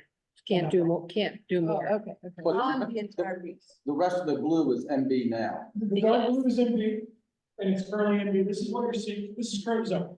So currently, you have MB all through here, and MA2 here. So what we are recommending to staff is keep this portion being MA2, where we're saying, keep doing what you're doing, you can't do more. Essentially. What's is the it? difference between NB and MA two? MB is more intense type of, More industrial, Yeah, but heavy duty. like, I mean, does a guy want to put a paint shed in? Okay, Does he so want to I'll build give a you, boat or I'll what? give you an example. Well, So because he doesn't have a lot in of the land to MB work with. two, you can't do a hotel or motel. In the MB, you could go to the board, to the administrative hearing officer and ask for a special exception to do a motel or hotel. Launching ramps, marine railways, travel lifts, forklifts, hoists, no, that's the same. I shouldn't have put that one. Joan, if you're on, if you have any comments on the distinction between MA two and NB, please feel free to Okay, add. I'm on, I'm pulling it up. So what is Okay, this so a recommendation? Boatel, now this is a big one for property owners. A boatel, which is where you can store boats vertically, and there's usually a forklift that takes them on and off. Yeah, So storage of multi-level, multi-level watercraft rack. It's a special exception in the MA2. You've got to go to the administrative hearing officer for a hearing. In the MB, it's a conditional use, meaning that there are conditions outlined in the zoning. And if you can meet them, then Yeah, you can do the use. And they have it. They have that They now. have But they the stacked votes. But They- then Because they have the MB section. Not, no, on the MB section. And if you go to MB here, then They're allowed they to- can potentially do it. So what staff did, was knowing that the land use for this portion of D, knowing that the entire D is land use maritime. But also it's abutting residential zone areas. We recommended MA2, which is consistent with maritime land use, but also more compatible with the surrounding area. But what does that do to the part of the property that has residential on it?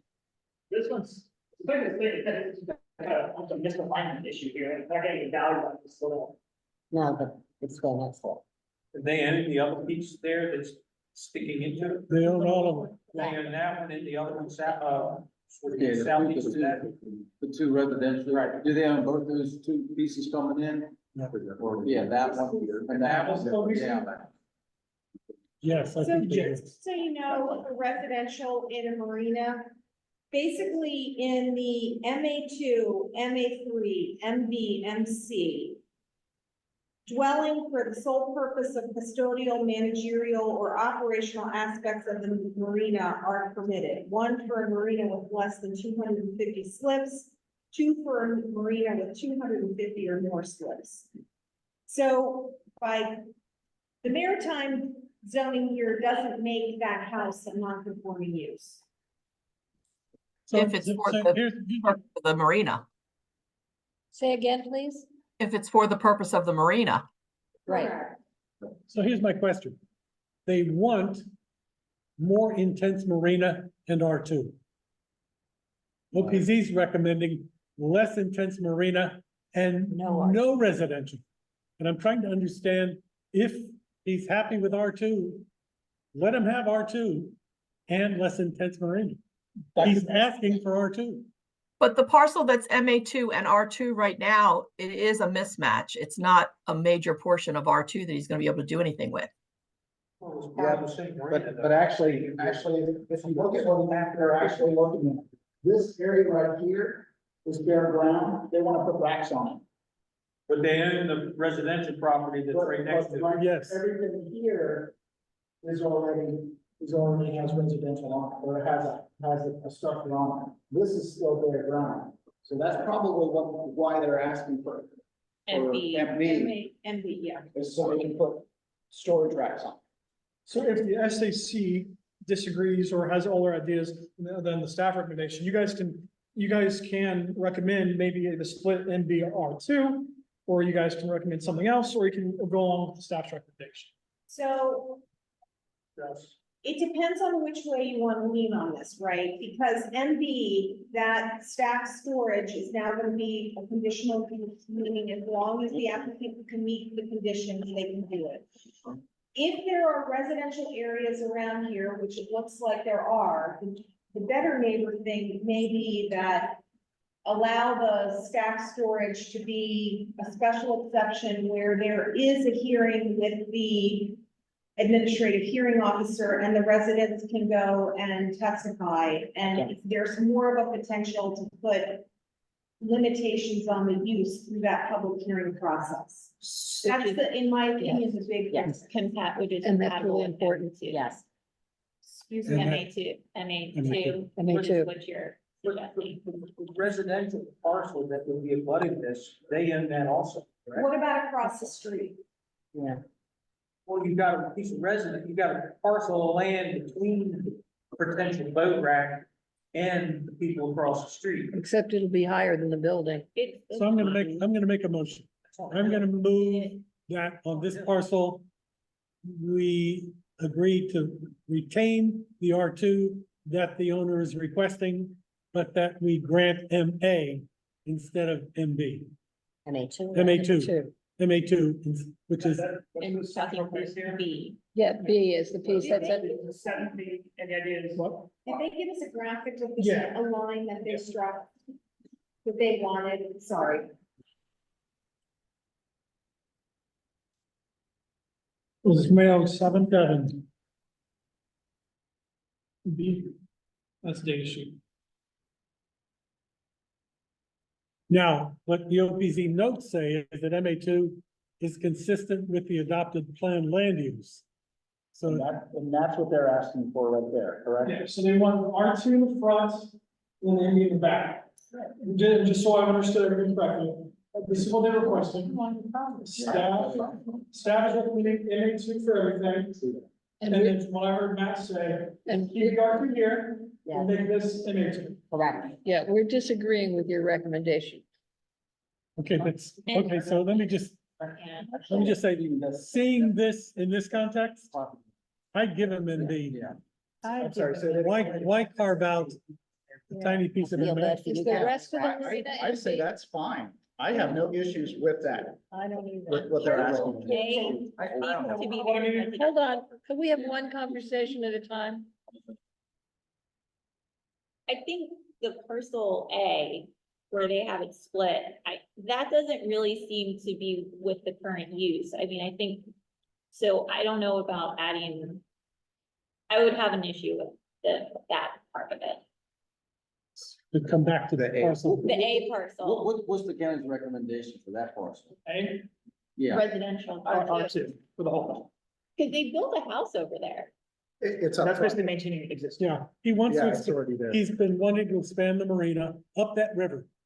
And this would, if we granted MB on parcel A, it would expand the marina another 500 feet.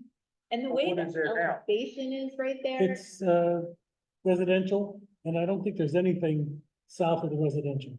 And I think it's too steep to build. and the way Yeah. that it's graded, I mean, if you're putting boat racks up on on the new sections of MB, they're gonna be visible for a long way. Yeah. I mean, you're gonna see them Yes, when you're at Camp Letts, you might even see them when you're at Cirque. I It's mean, more impervious surface. Oh my Yeah. God, no more. I would tend to not If, go if, this depth. if OPZ's recommendation is R2 for plot A, I think my answer is we should say yes to OPZ's recommendation for plot A. And that's what the vote was on the survey. map. Yeah. So we're done. So we hope, So then, so we're Moving good. on, part A to part B. yes. So if it's all surrounded by MB, I would let them have MB there.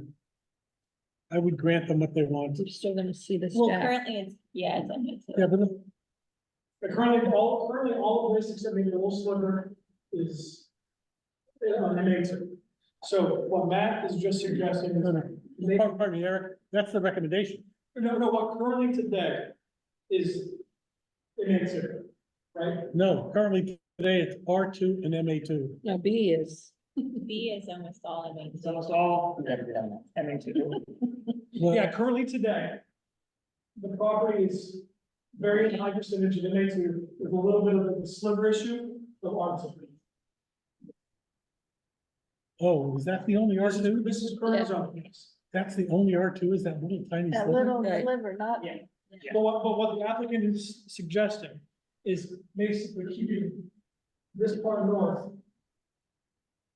Switching it to R2. Switching that to R2. giving up some MA2, R2, Yeah. and requesting MAB for that back portion.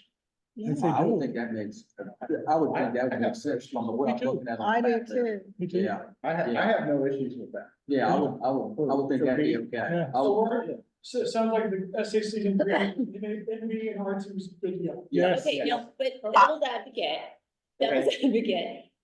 that would be a place for a restaurant or like a bar, a hotel. I mean, that's like that area there, he could build that. Right. That's what could go there. And we're on a peninsula and you are on an elevated, it's elevated. And I just think that it could be, sound will travel. I mean, I'm just trying to think like, what are they gonna do? If they're just gonna put some more boats there, that's Yeah. fine, but that's in keeping with MA2. Okay, let's hold that for a second, and Joan and Christina are looking at the zoning code to confirm. I think. Right. I Well, I think have a question. Go ahead. I have a question. I thought that the house that he built with the pool that's really close to the MB, the current MB, is his personal residence. I didn't think that was actually a custodial residence, and I'm wondering if any of these houses are custodial residences And also the way the R2 lines are built on, or are on the request, it looks like some of the houses are gonna end up in the MB. And that might be okay if that's the managerial house, but it's not if it's just some other house. Okay, and to be clear, Joe, where the large house is with the pool, Yes, OPZ and the stakeholder committee both agree that should not go to MB, that should be Okay. retained for R2. So we're kind of done with that discussion. so, okay, And that's the fine. next property that's currently zoned MA2 that we're referring to as part B of the application.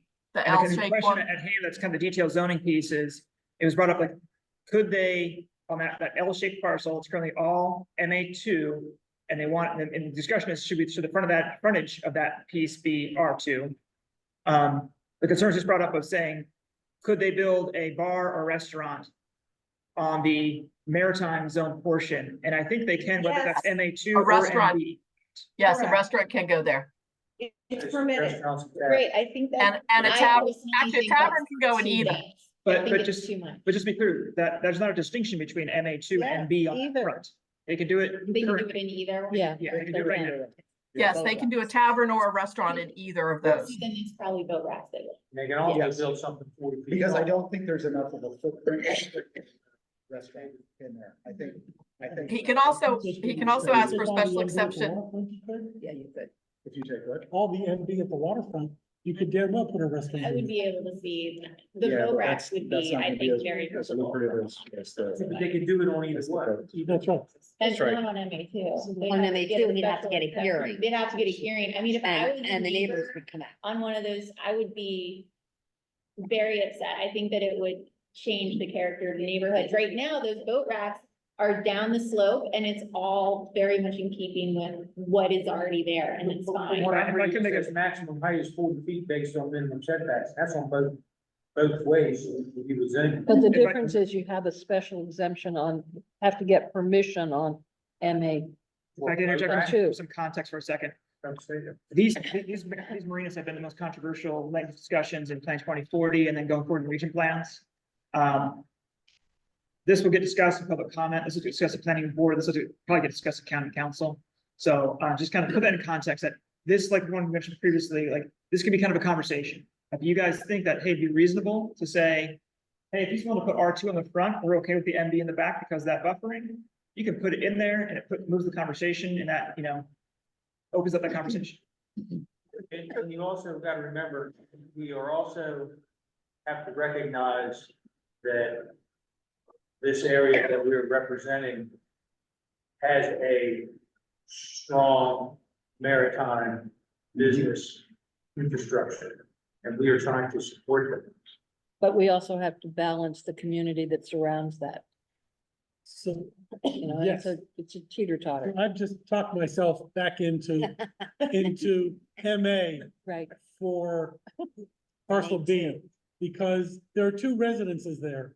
Okay, and if you have MB and all the intensity of MB in the backyard of those two houses, I just think that's too much there. So that guy owns that property, right? Yeah, Doesn't matter. So back, MA2 for the whole thing, or no, just the back one? R2 and MA2. Okay, R2 and MA2 is. Yeah. That's my opinion. I'm with you. That's I agree. the way that is drawn, that's. what you- And make him go, Now, we are expanding the marina further north, right? no, No. Now, does that say up there? That's his- That's his, this is the applicant's. Okay. So this is all going to stay R2, all this is R2, according to recommendation, according to what we just. It's a recommendation that we voted on.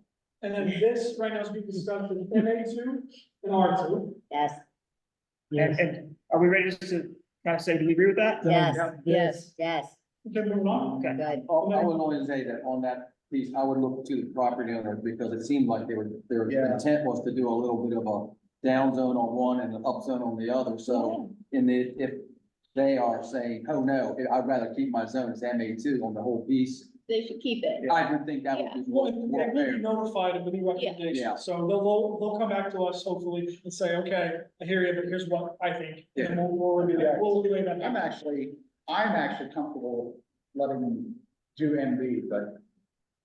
Yeah, I would be okay. I think with we've that. decided. I hear. Thank you, Yeah, Anthony. yeah, no, I think, yeah, If he comes back that way, we Yeah. wouldn't object. yeah. Okay. Now, the third Right, piece, And he will, C. and he will come back. Yeah, we will. Right.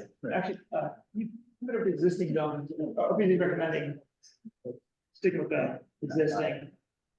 Yeah, so OPZ, his recommendation was, or his request, our request was R2 in the frontage and the on the back. We're recommending stay with the current. The current split. Yes. Is there any discussion? And the bottom half of the split is MB or MA2? MA2 as current. Current. Yeah, there is no MB on that, Yeah, that that's site. Not My apologies. Right. Yeah. So to continue to have. Okay, I think we're a yes on. Yes. on I the think open we're tree okay, recommendation? yeah. Okay. Yeah. Was there anything else in Mayo you wanted to discuss? Yeah. Well, yeah, we need to look at Mayo Ridge Marine. Well, we did that. We did that one. No, it was, Sorry, the one that was Lock Haven. C1. I thought you said 4. 712, Sorry, Yeah. Mayo 4. 712 Mayo Road. Yes, 004. Gotcha.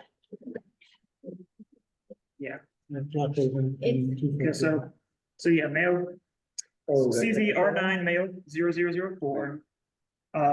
Current zoning is a split of R1 and C1. They requested W2. Well, this is Phil Hager's job. Did you? We're Yeah, I think so. recommending C1. So, I mean, my thing was that it is like the smallest sliver is currently C1, and then we're gonna say like, oh, sure, just make the whole thing C1. And I don't really know what the implications are of the road widening, but it's a very difficult place currently to get in and out of. And there's, it's like that one, it's like, okay, well, you've got commercial here, so we'll just go one more. But then the next person next time is gonna say, well, we're right next to commercial, so let's just go one more. I kind of wonder where that line should what is be there there. now? Hmm? It's an empty lot. What's adjacent to it? There's a gas station, a auto repair shop, Lock Haven Road. Gotcha. This is the vacant lot that says for sale for 20 years. And then there's commercial being there. But this is the, No, but it's beyond, there's that Yeah, little it's- building, I it's- don't know what that is, and then it's next one, and then there's that There's house that that like fenced in burned down, that twice. there's, yeah, all that weird stuff in front of it. yeah. So zoom in. It's that little lot just. What's up here? It's Yeah, that one right that there. No, that's, no. It's Yeah, this one. no, it's this one, It's this, yeah. it's right here. And one of his arguments was, well, he's next to that guy, and that guy's got, food trucks and all kinds of weird stuff in his yard, and he does. But, Her house is burned out twice. yeah, Mhm. I just don't see, I thought that was a This is pretty major change. And That's in the middle of the residential area. Here's Lock Haven. yeah, Here's 214. he wants it to be C1. And it's. Why didn't you There's just build a this- house on it? Map up there. It's an intersection of Lock Haven Road and 214. Yeah, it's northwest of the intersection. Just an empty lot right now. So Yeah. Lock Haven is here. And it's supposed to all. Lock Haven, oh, it's at that intersection. No, it's further up. It's further up. It's going towards Mother. And it's currently zoned. It's Currently currently zoned. R1 with a Yeah, I think that guy. a C1, which Right. is really just the next door neighbor. So if they were just gonna like snap these things to their spot, it would become all R1. But what the guy requested was W2. So light industry. Right? Sometimes we Light take his industrial. requests with kind of a grain of salt of saying, he's not an expert in land use potentially, he just knows that he wants to be able to support his business when he looks at the code for, as he can understand, this is what I need to support my business, so. Yeah, I don't think he's intending to have as intensive as the use usually happens in W2, but What is what is that business there anyways? I've Well, never, I don't know who owns it. I don't know if it's the person who has the commercial space next door yeah, or what. This is an engineering, yeah. it's an engineering firm, but he talks about getting truck deliveries. right. And, Yeah. Maybe let's do gravel pit, road construction. Yeah. I mean, that corridor is clogged. it is difficult to get in and out of there. You've got people trying to get in and out of Black Haven Road. It's already difficult. There is a plan for a circle Yeah. at some point, which is going to increase the road width, I think, tremendously. But that is not a place that's gonna be easy to get in and out of ever. And it's not really commercial at this moment. It's really residential, so. So it's currently Not a business there, but doesn't even have a sign. split R1, C1, But the C1 is like a tiny bit. really small, like how they keep saying it was a fat line. And Right. then the C1 is the So, fat line it's a on magic this marker C1. residential lot. Okay, Which allows them to do what? Park a truck? I don't know What's on it? It's vacant. Oh, It's currently vacant. well, if they put a circle in there, it's gonna be hard to get a big truck around. and the circle's gonna be down here. Yeah, circle's gonna be further south. Okay, Yeah, so can you see show that, us? it's just that tiniest little part of the C1 currently. Okay. There's the neighborhood behind it. Yeah, things on the edge like that, really small, right? Yeah, there's some use on the side and design. That's the one right there. Planning and zoning set. That's what I'm gonna get to. And this is actually a great case example of, See, we can see a reasonable expansion of existing business. You'd also see the community concerns. Yeah. So this is one where you might see, whatever this group decides, you might see OPZ come back and change his recommendation. So to be Christina, consistent. OPC is recommending C1 on this. She wants W2. They're recommending C1. Said it- The 214. It's currently, it's currently actually, Industrial would definitely be a spot zoning for this area. yeah. Some extension of commercial could be okay, or maintaining the residential. I say residential. Yeah. Aren't you looking for places to get some more businesses, Well, there's. jobs? I mean, and this is on the edge of a commercial property. I built up community already, so you can't come back this way for access, it has to be off to it. Yeah, it's off of the main roadway. Then I gotta come down. And then- Shade side. And then what's gonna happen is you're gonna have the traffic circle going in here as well, so it's gonna consume some of this area. So I don't know how it's gonna affect the on-off, Yeah. coming in and out of that. So even if he gets to C1, the new curve.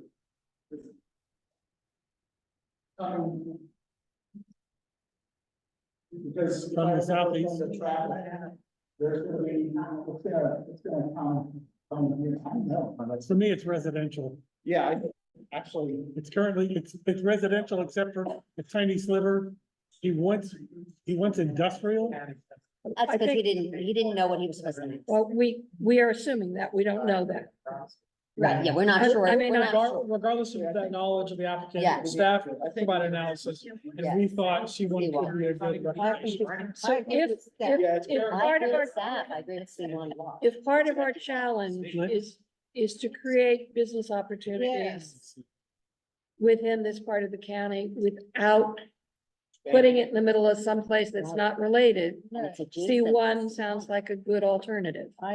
Yes, Even though I understand that there are limitations because of the peninsula. This doesn't feel like a huge stretch to say C1. I agree. I agree. well. W2 sounds like Ridiculous. like no way, Jose. This is in the peninsula, so it's on, So it's is in there any kind of developmental areas. town So center overlay or business district overlay. So we're expanding the footprint of commercial on a busy stretch of road that people have problems with now. That's where commercial structure. But that's where commercial should be No, located, where the other short commercial. answer is no, there's no overlay. No overlay. That's the short answer. So, and it's an empty lot, it's not being used. We can have a split decision here, guys. Yes, so what we can do, we can ask who would like to recommend C1 and who would like to recommend keeping maintaining residential. And if there's no 2/3 consensus, we can put again in the chart, Put the chart. SAC could not. Yes, So who, by show of hands, who would like to see C1 on this site? 1, 2, 3, 4. Who would like to see maintaining the R1? 1, 2, 3, 4. So, perfect. Do we have anybody on? Residential. You don't have anybody What's that? from? You voted for residential. No, There's no, I. Is there a mail in that? I think when the traffic circle gets put in, regardless of what it is, it's going to negatively affect that stretch. Because he's not, no I one's gonna don't be able know. to turn left and it's commercial. You can't turn left, you have to So- go around the circle. There is no consensus at this time on this, so And we're, that's- we're we'll go we're with gonna it. keep moving on. Yeah. Let's let it go. Did anyone Yeah. else? We have a school decision. Table it to. There's nothing to table. We report to the group. There's no consensus. Yeah, that's fine. So is there anything else on Mayo? I don't know. I've got a couple things that want, we talked about bringing up those areas of consistency changes that they'll have some potentially significant impact. I'm gonna show you a different app here that's gonna highlight, there's 3 neighborhoods in the peninsula where we think there's an opportunity to, meaningfully take down the intensity of the zoning. So they're showing up here, to the end of the peninsula. This is along Lakes Road. As you get closer, you'll see, some large lots out here. We've got, a lot of this is in RCA. Critical area. This is the. This is the church camp.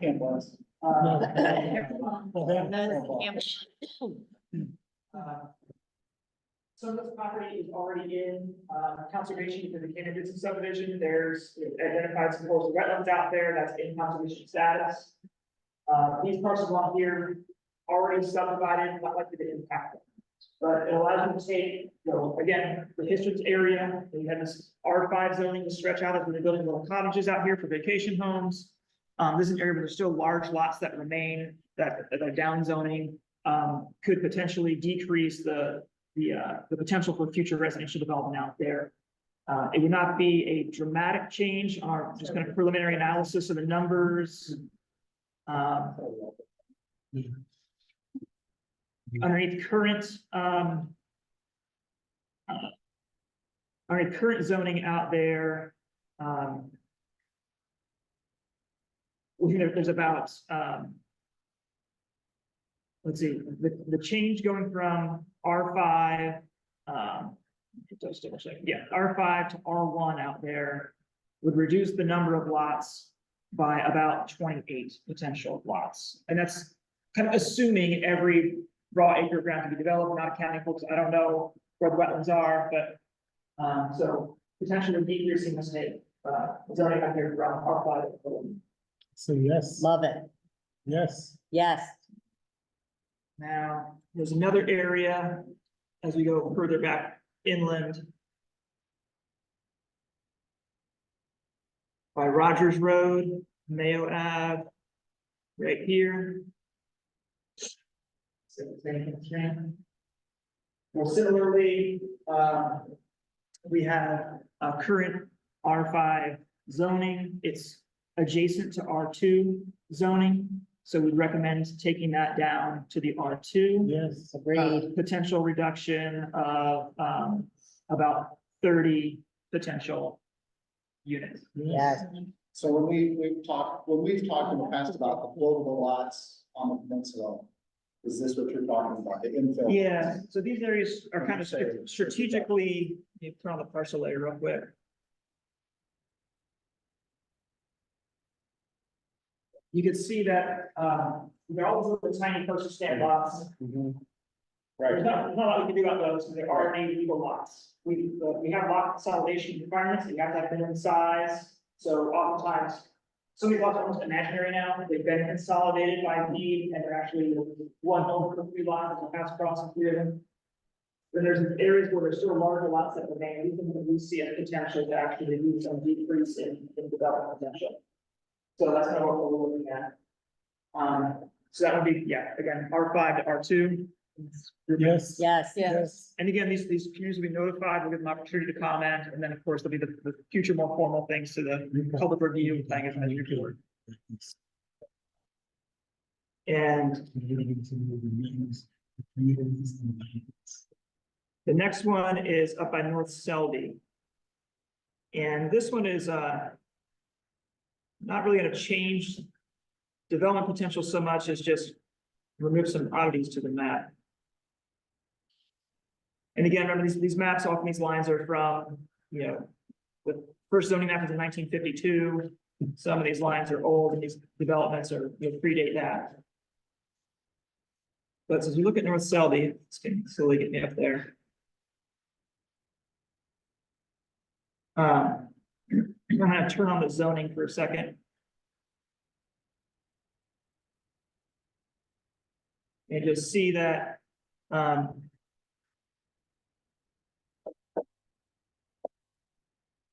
this is North Avenue, it's on R2 north of here, and R5 south of it, and then there's this kind of tongue that sticks out.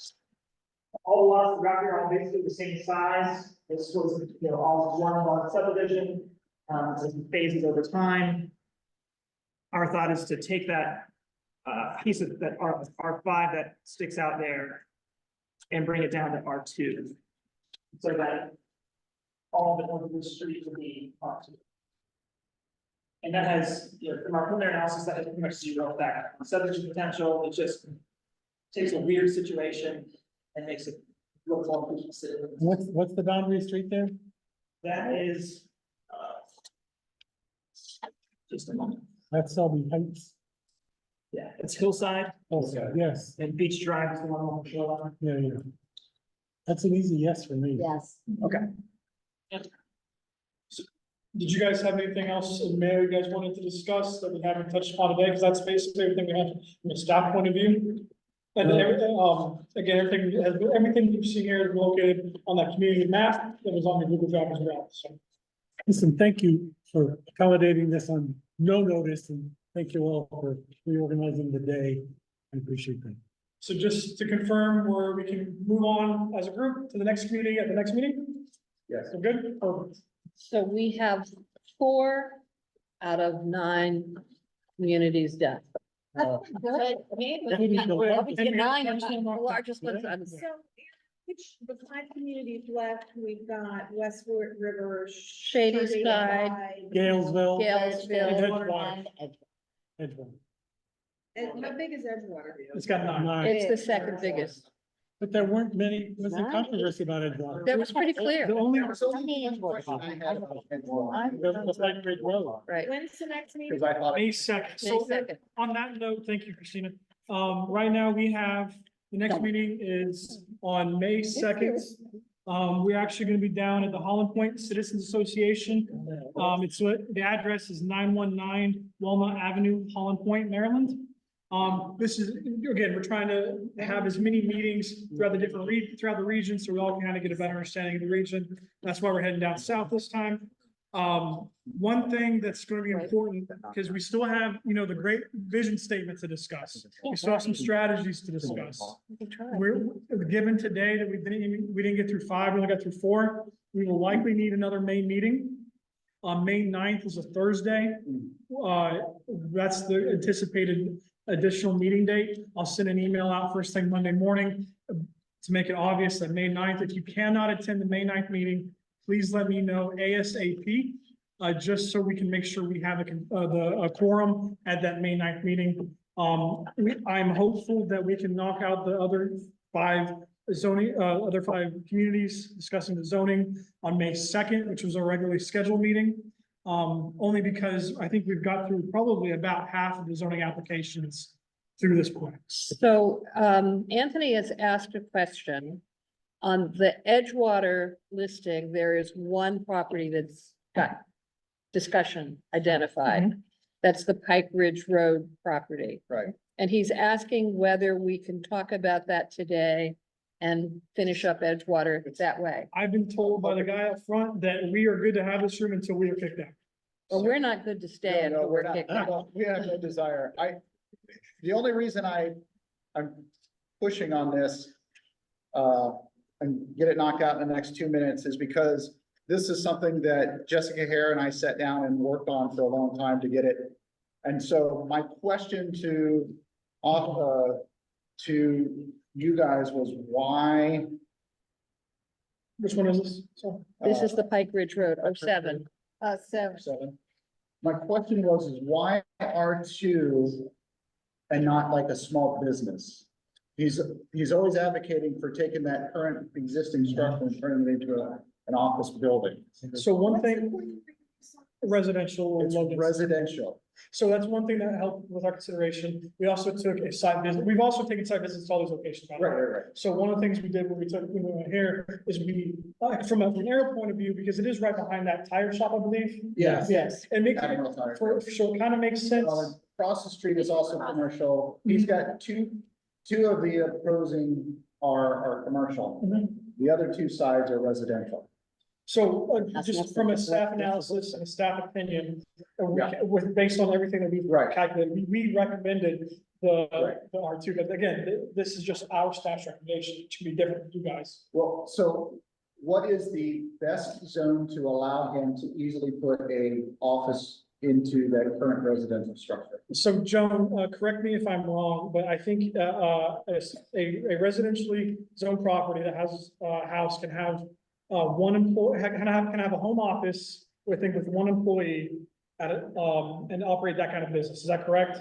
Yes, but only in 25% of the building. Yeah, but that's not what he's asking for, so that's why. What's that's he why- asking for? He wants to turn it into a small, turn that current structure into like a medical, like an optometrist or dentist office type of facility is what he's always asked for. You can So do now- that as a home occupation, but he has to live in the house, or the person running the business has to live in the house. That's it's a correct. home And occupation. that's not what he's, Back here, no, it's right at the corner. this stuff, this. Yeah. here. So it's literal people living, There's a house in Yeah. that parcel, yeah, Yeah. there. Cause my concern was the residential house right next to it But and the whole neighborhood. he has, all of his neighbors have signed off saying that they have no issue with him doing that. Okay, and that, as Eric mentioned, the drive-through, that was our concern. So we drove around there like, this is a very residential neighborhood that we're fighting right up against. Especially if documentation that came forward, that'd be super helpful in explaining our position, but I think it'd be totally reasonable for this group with your knowledge to say SB would seem appropriate here. That was my question, is why couldn't it be, I would advocate for it to be small business, because that's what he's asked for. All of his neighbors agree, have no issues. Two of his frontages are also commercial already. And this is commercial, right? Correct. Yes, that's all. Right. Not a stretch, like, this is not a spot. And small business is a transitional zoning anyway. And that's, so my one caveat would be, if there is a way to ensure that the physical structures maintains the look of a residence. That's. That's part of small business. Is the small business, okay, and that's why I was really advocating for that. This is an And easy to be yes. fair, with this property specifically, this is a conversation staff went back and forth with a lot. Yeah. And we could see both sides of view. Sure. We just ultimately came up with maintaining the current Yeah. residential zone. Yeah, I Okay. mean, from our perspective, a lot of times it's like, oh yeah, that makes a lot of sense. Or, yeah, that absolutely does not make sense. And then Yeah. there are the ones where staff is going right in the middle Sure. here. And it's like, Yeah, we could really go either way. This Well, property that- had a that- rezoning on it in 2017. From what to what? Oh, I'd have to look that up. I think it was to small business, but hold on, give me a minute. well, because I know that was what, actually, that's. 2017, 112. Might have been a different The owner.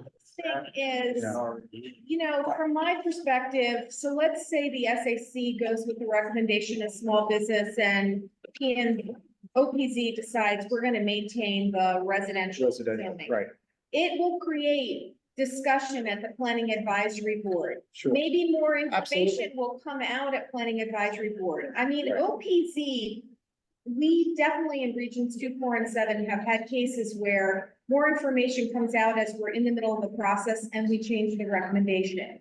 So sometimes having different recommendations does force conversation, which Yeah. can be very good. Yeah. So. Okay, I have an answer. Yeah, go ahead, Jim. I'm sorry, the rezoning in 2017 was from R2 to SB and it was denied. Oh, But again, remember, when they do the administrative hearings, that administrative hearings officer has those two criteria. Was there a That's mistake on the map? Has the area sufficiently That's right. changed? That's And right. that's why there is the comprehensive zoning to take a bigger picture to say, That's right. hey, this. And that's, I think in his document, oh, sorry. But no, in his, you're correct in that his documentation goes to that point is that during that, he couldn't get it because of the current, the neighborhood is R The two. character. That's right. Right. And so that's why he's been advocating ever since to go small business. And that's why this process is where we are now. I move that our position be small business. I agree. Yes. Small business, yeah. Say more. Okay, and then for clarification. I disagree, but I don't, that's fine. So Okay. we can take two quick hand raises. Is first, who thinks a small business is? And then who did, then I guess anything else, any other type of zoning? I think that it's a very clear delineation of that side of the street is residential, and you've got neighborhoods and houses all along there. And I think that that is a little bit more of a serious change for the immediate Some neighbors. of the neighbors have all said fine. I know one of them just moved in, Oh, so that one would Because- not have I been, won't say no. yeah, Okay. so but no. all, up until then, all. Yeah. Have all signed, and that was in part of his documentation. that was submitted. And again, as Matt pointed out, the SB zoning district is intended to be a little more neighborhood friendly, looks like a home, that kind of stuff. We're like an accountant, Was that? not a cotton spot. Correct, correct. So I'm gonna suggest there's other things that you need to talk to us about in Edgewater. Oh, for sure. We're not wrapping So up. we're not gonna finish Edgewater We're not today. wrapping it. Okay. Good, because I had. So again, May 2nd, the May next, 2nd. May Hey, 2, guys. May 2nd, same time, 5:30, regular scheduled broadcasting time, down south, Holland Point, Citizen Association. I'll send all the information on Monday. And again, May 9th is likely going to be an additional meeting. If you cannot make it, please let me know as soon as possible. Weekday, right? It's a Thursday. At the same time, location TBD, we're still figuring that out. So the really important point is if we're at Holland, if we're at Holland Point, Yeah. is there any place down there that we can order pizza? I mean, I don't know where, Matt's already paid for it, so. Oh, really? Sure, Richard can recommend something. I'll put a little treat down there, but that's good. I appreciate that. There's some places down there. Let me find out. Okay. Who do I talk with?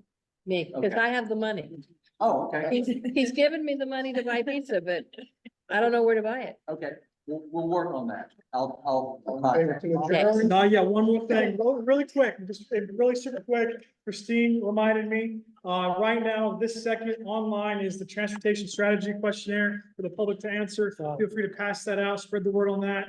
And that's good till May 15th. Not feel free, do it. Especially for those of you who are on like, neighborhood Facebook groups and things, Yeah. those are great places to spread that word. Listen, everybody, thank you. Thank you. Hold on, thank you for giving us a Saturday. Yeah. We know that this is a big inconvenience, but it's really important, as you can tell. And thank you to the staff for being so Yeah. well prepared, answering our Yeah. questions and. Whatever, whatever. Can I have a motion to adjourn? So move. Second, all in favor? Aye. Opposed? You're crazy. All right, well, we're done. Whatever you can give us about your recommendation Thank you so much. before that meeting.